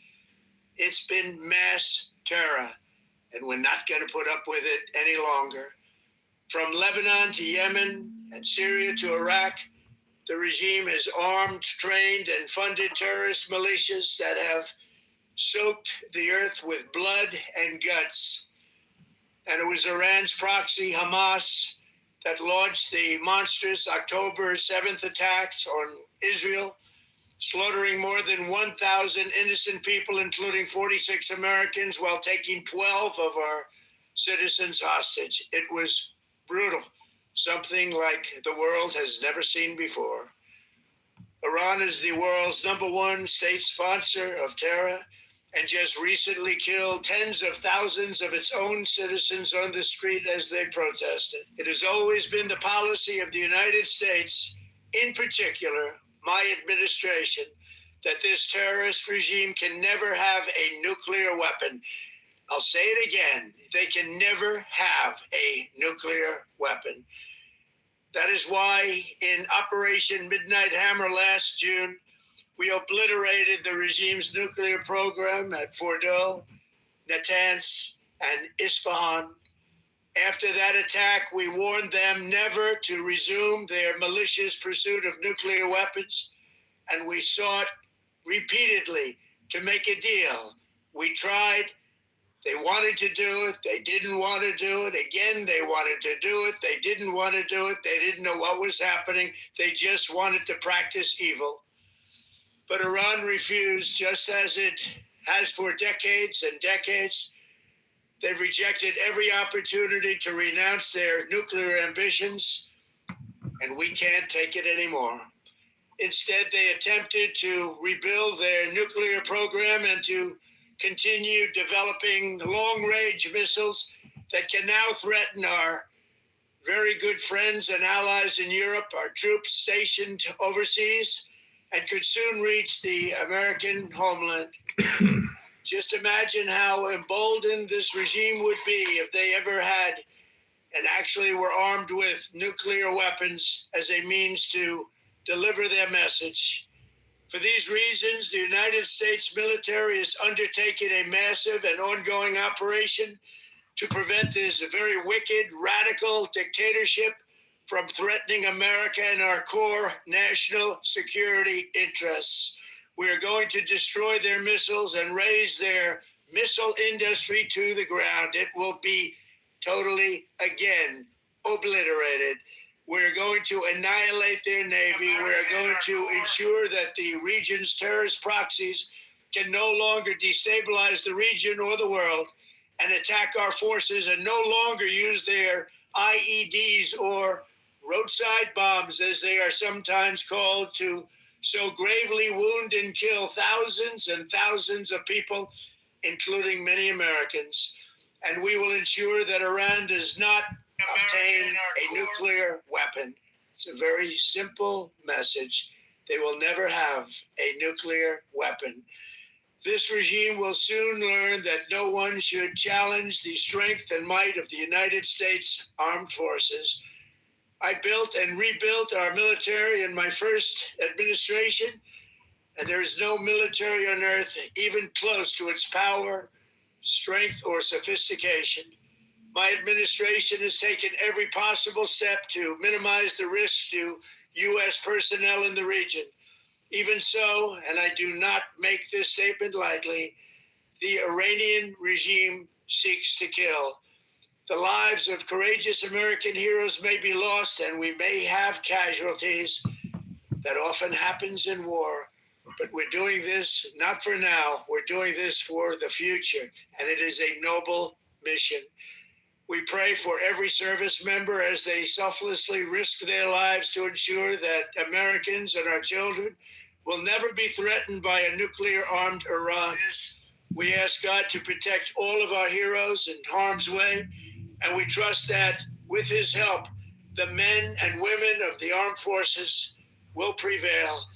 We have the greatest in the world, and they will prevail. To the members of the Islamic Revolutionary Guard, the armed forces, and all of the police, I say tonight that you must lay down your weapons and have complete immunity, or in the alternative, face certain death. So, lay down your arms. You will be treated fairly with total immunity, or you will face certain death. Finally, to the great, proud people of Iran, I say tonight that the hour of your freedom is at hand. Stay sheltered. Don't leave your home. It's very dangerous outside. Bombs will be dropping everywhere. When we are finished, take over your government. It will be yours to take. This will be probably your only chance for generations. For many years, you have asked for America's help, but you never got it. No president was willing to do what I am willing to do tonight. Now you have a president who is giving you what you want. So let's see how you respond. America is backing you with overwhelming strength and devastating force. Now is the time to seize control of your destiny and to unleash the prosperous and glorious future that is close within your reach. This is the moment for action. Do not let it pass. May God bless the brave men and women of America's armed forces. May God bless the United States of America. May God bless you all. Thank you. USA, USA, USA. Here we go. Time to go.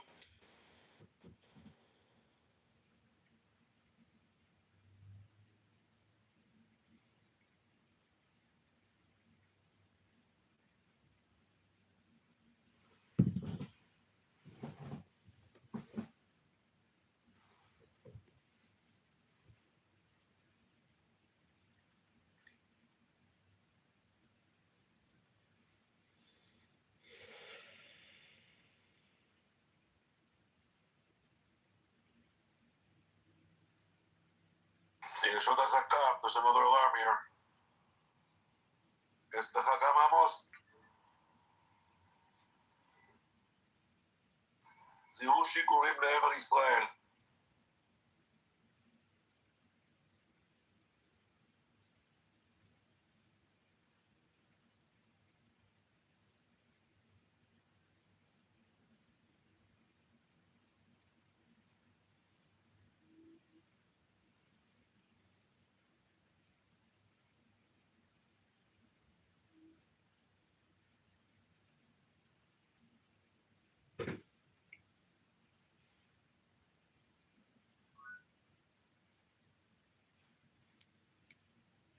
Happens in war. Strength or sophistication. My administration has taken every possible step to minimize the risk to U.S. personnel in the region. Even so, and I do not make this statement lightly, the Iranian regime seeks to kill. The lives of courageous American heroes may be lost, and we may have casualties. That often happens. U.S. personnel in the region.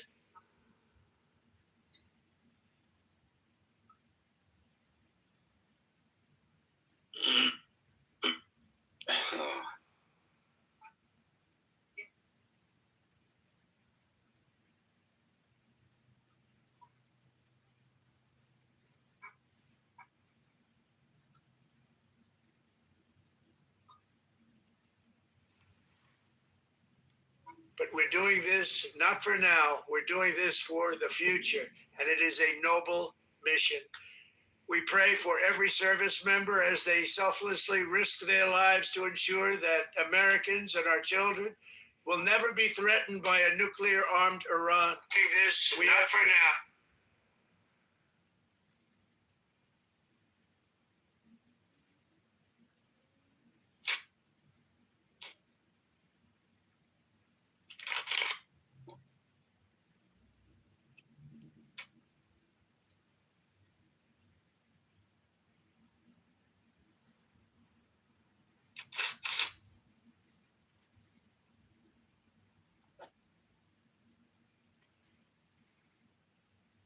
Ask God to protect all of our heroes in harm's way And we trust that with his help, the men and women of the armed forces will prevail. We have the greatest in the world, and they will prevail. To the members of the Islamic Revolutionary Guard, protect all of our heroes in harm's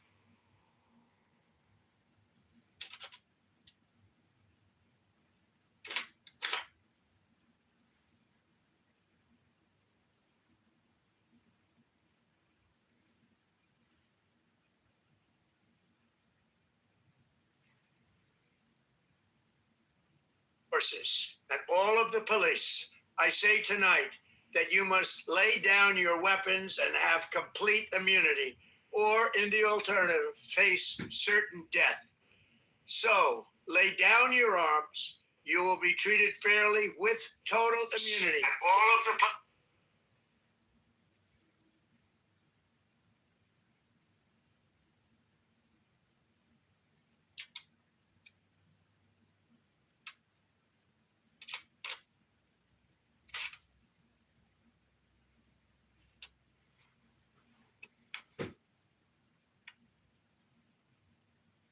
or you will face certain death. Finally, to the great proud people of Iran, I say tonight that the hour of your freedom is at hand. Stay sheltered. Don't leave your home. It's very dangerous outside. Bombs will be dropping everywhere. When we are you will face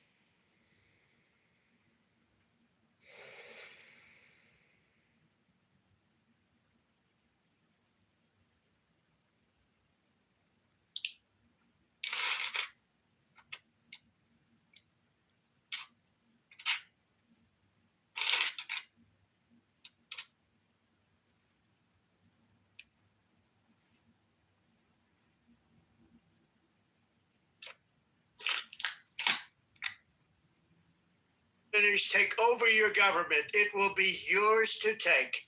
This will be probably your only chance for generations. For many years, you have asked for America's help, but you never got it. No president was willing to do what I am willing to do. Take over your government.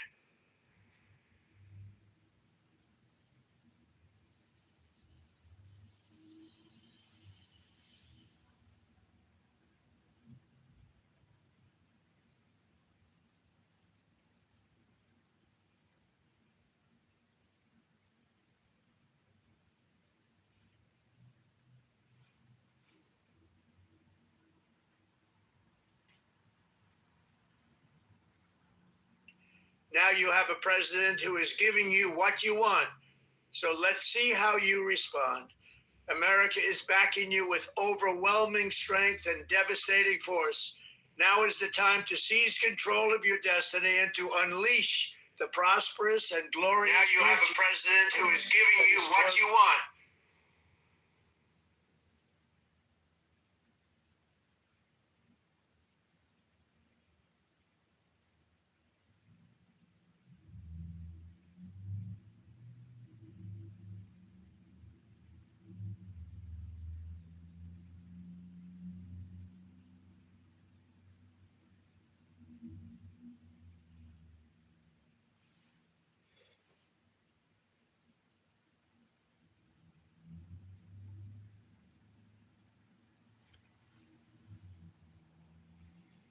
Within your reach. This is the moment for action. Do not let it pass. May God bless the brave men and women of America's armed forces. May God bless the United States of America. May God bless you all. Thank you. Within your reach. This is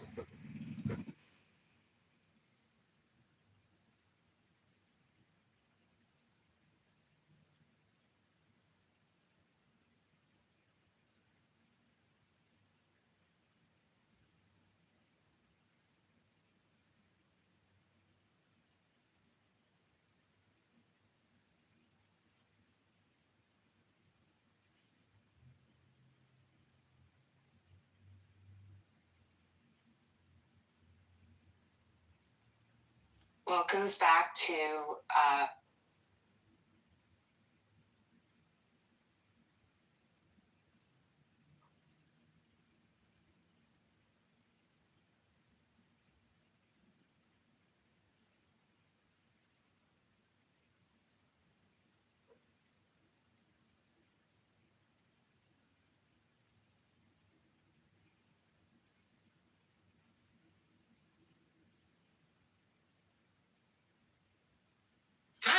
quick about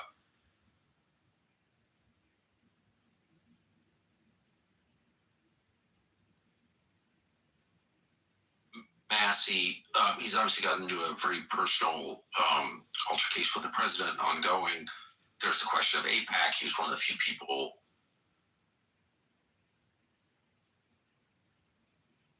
who didn't take AIPAC money. But the all-out effort to destroy him,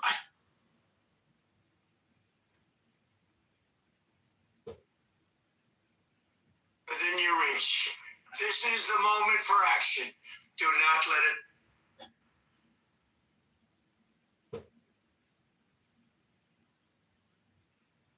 Within your reach. This is. Now you have a president who is giving you what?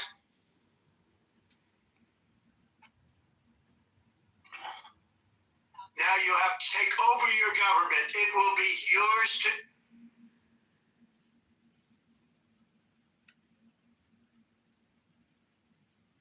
Take over.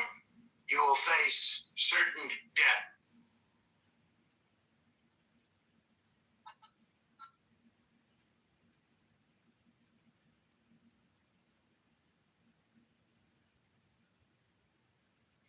Yes. And all of the police, I say to.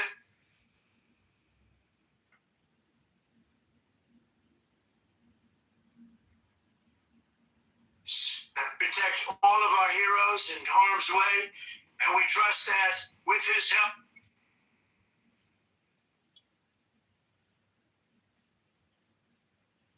Protect this, not for now. We're doing this for.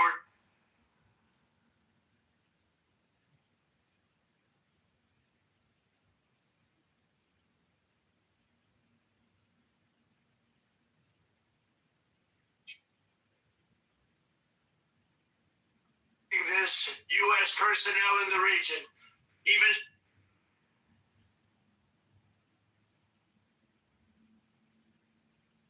U.S. personnel. Congress.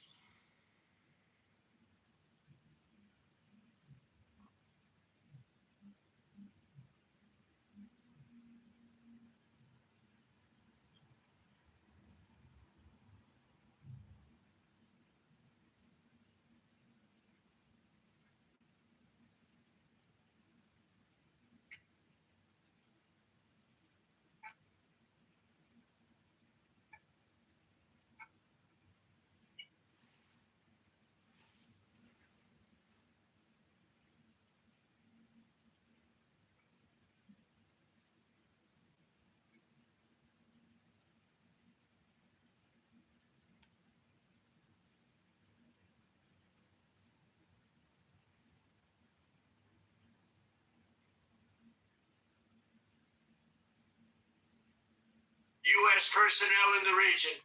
Even so, and I do not make this statement lightly,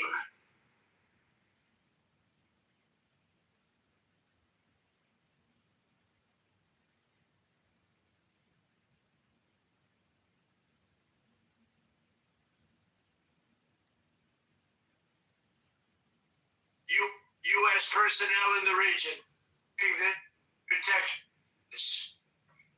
Take within your reach. This is the moment for action. Do not let it pass. U.S. personnel.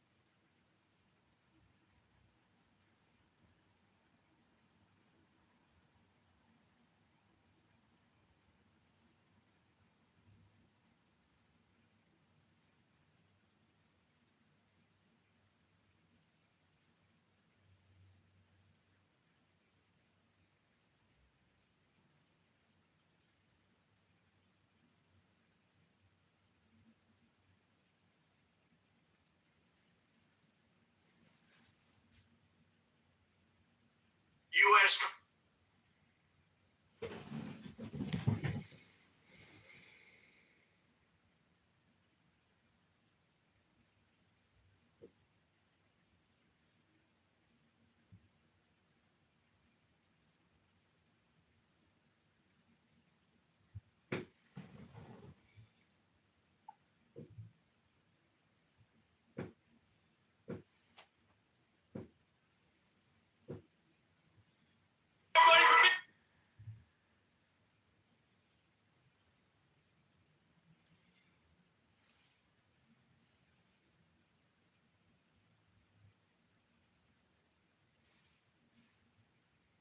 Remember that AI is the great equalizer. And what I mean by that is, in fact, because we use AI for research, and my primary use case for AI is doing research and being my tutor.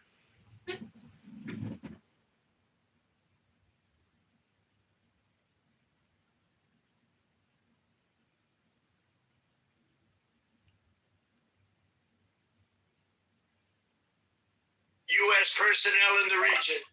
Even so, and I do not make this statement lightly, the Iranian regime seeks to kill. The lives of courageous American heroes may be lost, and we may have casualties. This, not for now. We're doing this for the future, and it is a noble mission. We pray for every service member as they selflessly risk their lives to ensure that Americans and our children will never be threatened. Protect all of our heroes in harm's way, and we trust that with his help, the men and women of the armed forces will prevail. We have the greatest in the world, and they will prevail. To the members of the Islamic and all of the police, I say tonight that you must lay down your weapons and have complete immunity, or in the alternative, face certain death. So, lay down your arms, you will face certain death. Finally, to the great proud people of Iran, I say tonight that the hour of your freedom is at hand. Stay sheltered, don't leave your home. It's very dangerous outside, but take over your government. It will be yours to take. This will be probably your only chance for generations. For many years, you have asked for America's help, but you never got it. No president was. Now you have a president who is giving you what you want. So let's see how you respond. America is backing you with overwhelming strength and devastating force. Now is the time to seize control of your destiny and to within your reach. This is the moment for action. Do not let it pass. May God bless the brave men and women of America's armed forces. May God bless the United States of America. May God bless you all.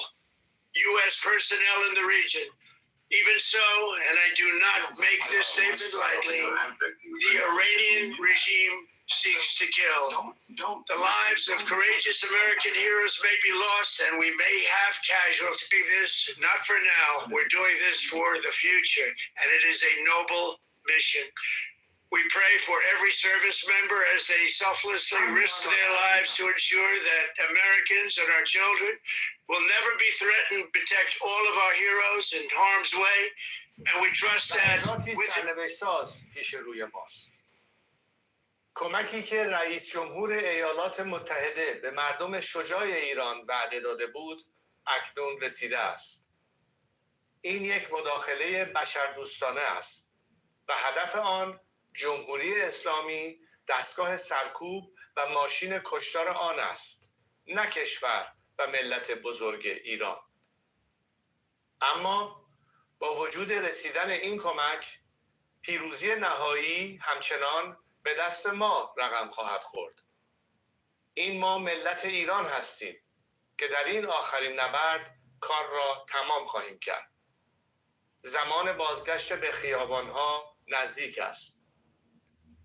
اکنون که جمهوری اسلامی در حال فروپاشی است، پیام من به نیروهای نظامی، انتظامی و امنیتی کشور روشن است. شما سوگند خورده اید حافظ ایران و ملت ایران باشید، نه حافظ جمهوری اسلامی و سرکردگانش. وظیفه شما دفاع از مردم است، نه دفاع از رژیمی که با سرکوب و جنایت میهن ما را به گروگان گرفته است. به ملت بپیوندید و به یک گذار باثبات و امن کمک کنید.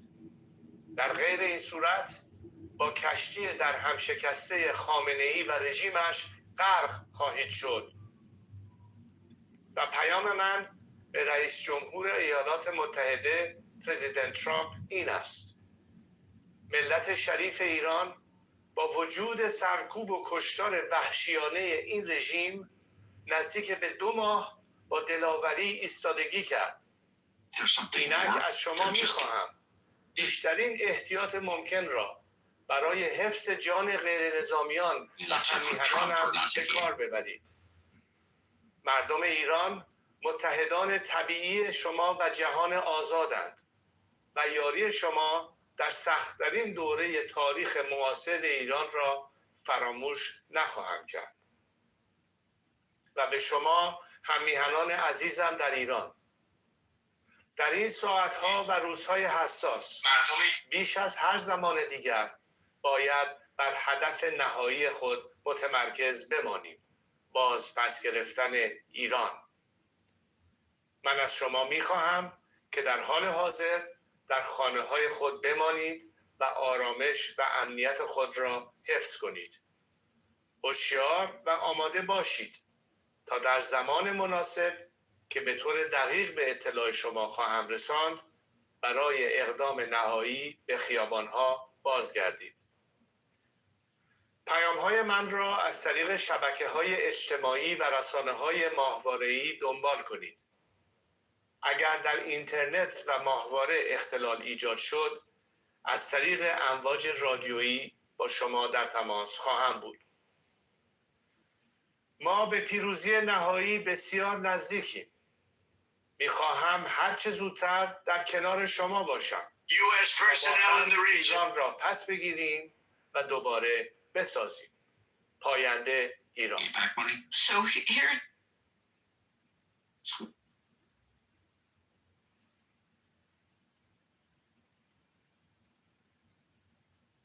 What's at the heart of mass?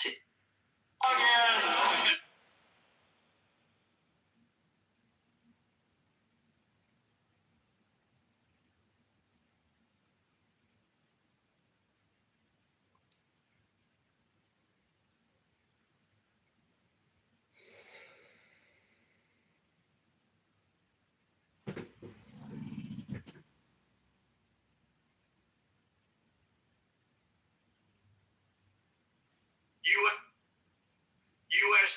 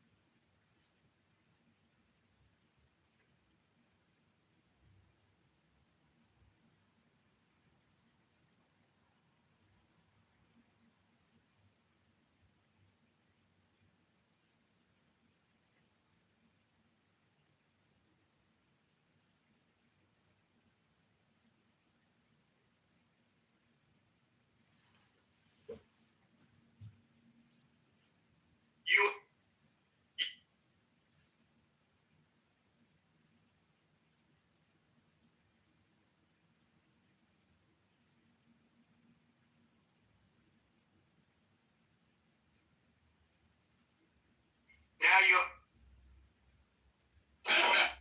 U.S. personnel in the region, even some.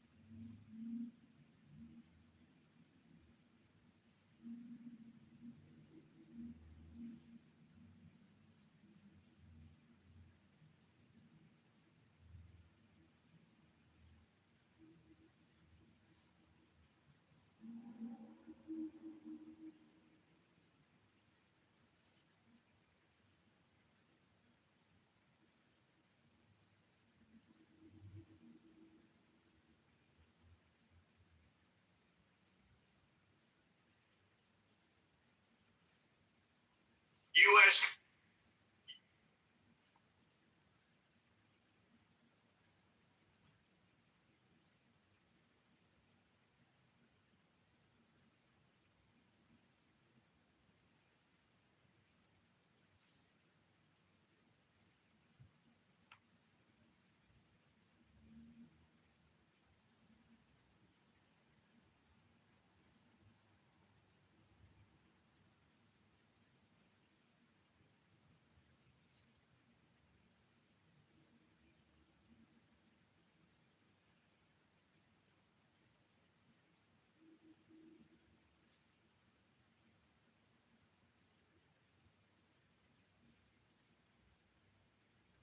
U.S. personnel in the region. Even so, and I do not make this statement lightly, I have a president who is giving you what you want. So let's see how you respond. Within your reach.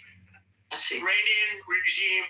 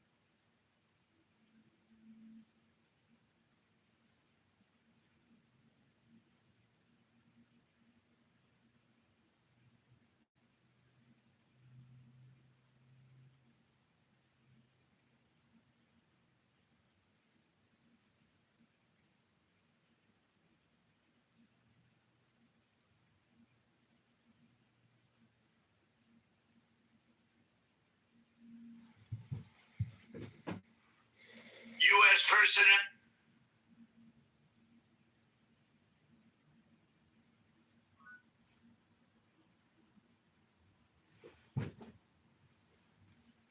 هم میهنان عزیزم، لحظاتی سرنوشت ساز پیش روی ماست. کمکی که رئیس جمهور ایالات متحده به مردم شجاع ایران وعده داده بود اکنون رسیده است. این یک مداخله بشردوستانه است و هدف آن جمهوری اسلامی دستگاه سرکوب و ماشین کشتار آن است، نه کشور و ملت بزرگ ایران. اما با وجود رسیدن این کمک، پیروزی نهایی همچنان به دست ما رقم خواهد خورد. این ما ملت ایران هستیم که در این آخرین نبرد کار را تمام خواهیم کرد. زمان بازگشت به خیابان‌ها نزدیک است. اکنون که جمهوری اسلامی در حال فروپاشی است، پیام من به نیروهای نظامی، انتظامی و امنیتی کشور روشن است. شما سوگند خورده اید حافظ ایران و ملت ایران باشید، نه حافظ جمهوری اسلامی و سرکردگانش. وظیفه شما دفاع از مردم است، نه دفاع از رژیمی که با سرکوب و جنایت میهن ما را به گروگان گرفته است. به ملت بپیوندید و به یک گذار باثبات و امن کمک کنید. در غیر این صورت با کشتی در هم شکسته خامنه‌ای و رژیمش غرق خواهید شد. و پیام من به رئیس جمهور ایالات متحده پرزیدنت ترامپ این است: ملت شریف ایران با وجود سرکوب و کشتار وحشیانه این رژیم نزدیک به 2 ماه با دلاوری ایستادگی کرد. اینک از شما می‌خواهم بیشترین احتیاط ممکن را برای حفظ جان غیر نظامیان و هممیهنانم به کار ببرید. مردم ایران متحدان طبیعی شما و جهان آزادند و یاری شما در سخت‌ترین دوره تاریخ معاصر ایران را فراموش نخواهند کرد. و به شما هممیهنان عزیزم در ایران، در این ساعتها و روزهای حساس بیش از هر زمان دیگر باید بر هدف نهایی خود متمرکز بمانیم: باز پس گرفتن ایران. من از شما می‌خواهم که در حال حاضر در خانه‌های خود بمانید و آرامش و امنیت خود را حفظ کنید. هوشیار و آماده باشید تا در زمان مناسب که به طور دقیق به اطلاع شما خواهم رساند برای اقدام نهایی به خیابان‌ها بازگردید. پیام‌های من را از طریق شبکه‌های اجتماعی و رسانه‌های ماهواره‌ای دنبال کنید.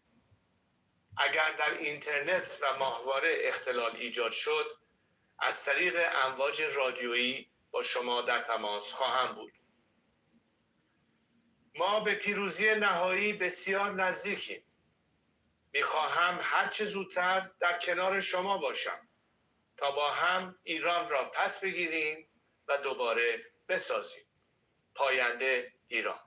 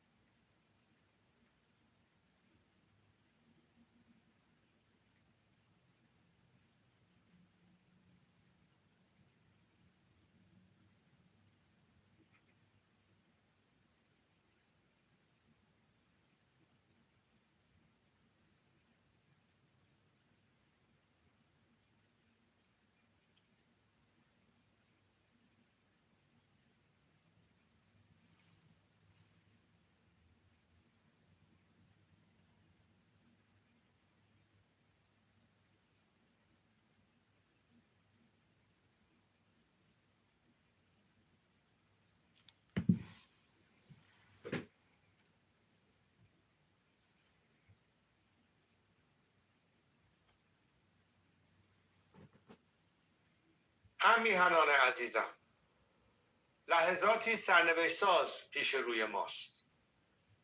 U.S. personnel in the region. Even so, and I do not make this بود اکنون رسیده است. این یک مداخله بشردوستانه است و هدف آن جمهوری اسلامی دستگاه سرکوب و ماشین کشتار آن است، نه کشور و ملت بزرگ ایران. اما با وجود رسیدن این کمک، پیروزی نهایی همچنان به دست ما رقم خواهد خورد. این ما ملت ایران هستیم که در این آخرین نبرد کار را تمام خواهیم کرد. زمان بازگشت به خیابان‌ها نزدیک است. اکنون که جمهوری اسلامی در حال فروپاشی است، پیام من به نیروهای نظامی، انتظامی و امنیتی کشور روشن است. شما سوگند خورده اید حافظ ایران و ملت ایران باشید، نه حافظ جمهوری اسلامی و سرکردگانش. وظیفه شما دفاع از مردم است، نه دفاع از رژیمی که با سرکوب و جنایت میهن ما را به گروگان گرفته است. به ملت بپیوندید و به یک گذار باثبات و امن کمک کنید. در غیر این صورت با کشتی در هم شکسته خامنه‌ای و رژیمش غرق خواهید شد. و پیام من به رئیس جمهور ایالات متحده پرزیدنت ترامپ این است: ملت شریف ایران با وجود سرکوب و کشتار وحشیانه این رژیم نزدیک به 2 ماه با دلاوری ایستادگی کرد. اینک از شما می‌خواهم بیشترین احتیاط ممکن را برای حفظ جان غیر نظامیان و هممیهنانم به کار ببرید. مردم ایران متحدان طبیعی شما و جهان آزادند و یاری شما در سخت‌ترین دوره تاریخ معاصر ایران را فراموش نخواهم کرد. و به شما هممیهنان عزیزم در ایران، در این ساعتها و روزهای حساس بیش از هر زمان دیگر باید بر هدف نهایی خود متمرکز بمانیم: باز پس گرفتن ایران. من از شما می‌خواهم که در حال حاضر در خانه‌های خود بمانید و آرامش و امنیت خود را حفظ کنید. هوشیار و آماده باشید تا در زمان مناسب که به طور دقیق به اطلاع شما خواهم رساند برای اقدام نهایی به خیابان‌ها بازگردید. پیام‌های من را از طریق شبکه‌های اجتماعی و رسانه‌های ماهواره‌ای دنبال کنید. اگر در اینترنت و ماهواره اختلال ایجاد شد، از طریق امواج رادیویی با شما در تماس خواهم بود. ما به پیروزی نهایی بسیار نزدیکیم. می‌خواهم هر چه زودتر در کنار شما باشم تا با هم ایران را پس بگیریم و دوباره بسازیم. پاینده ایران.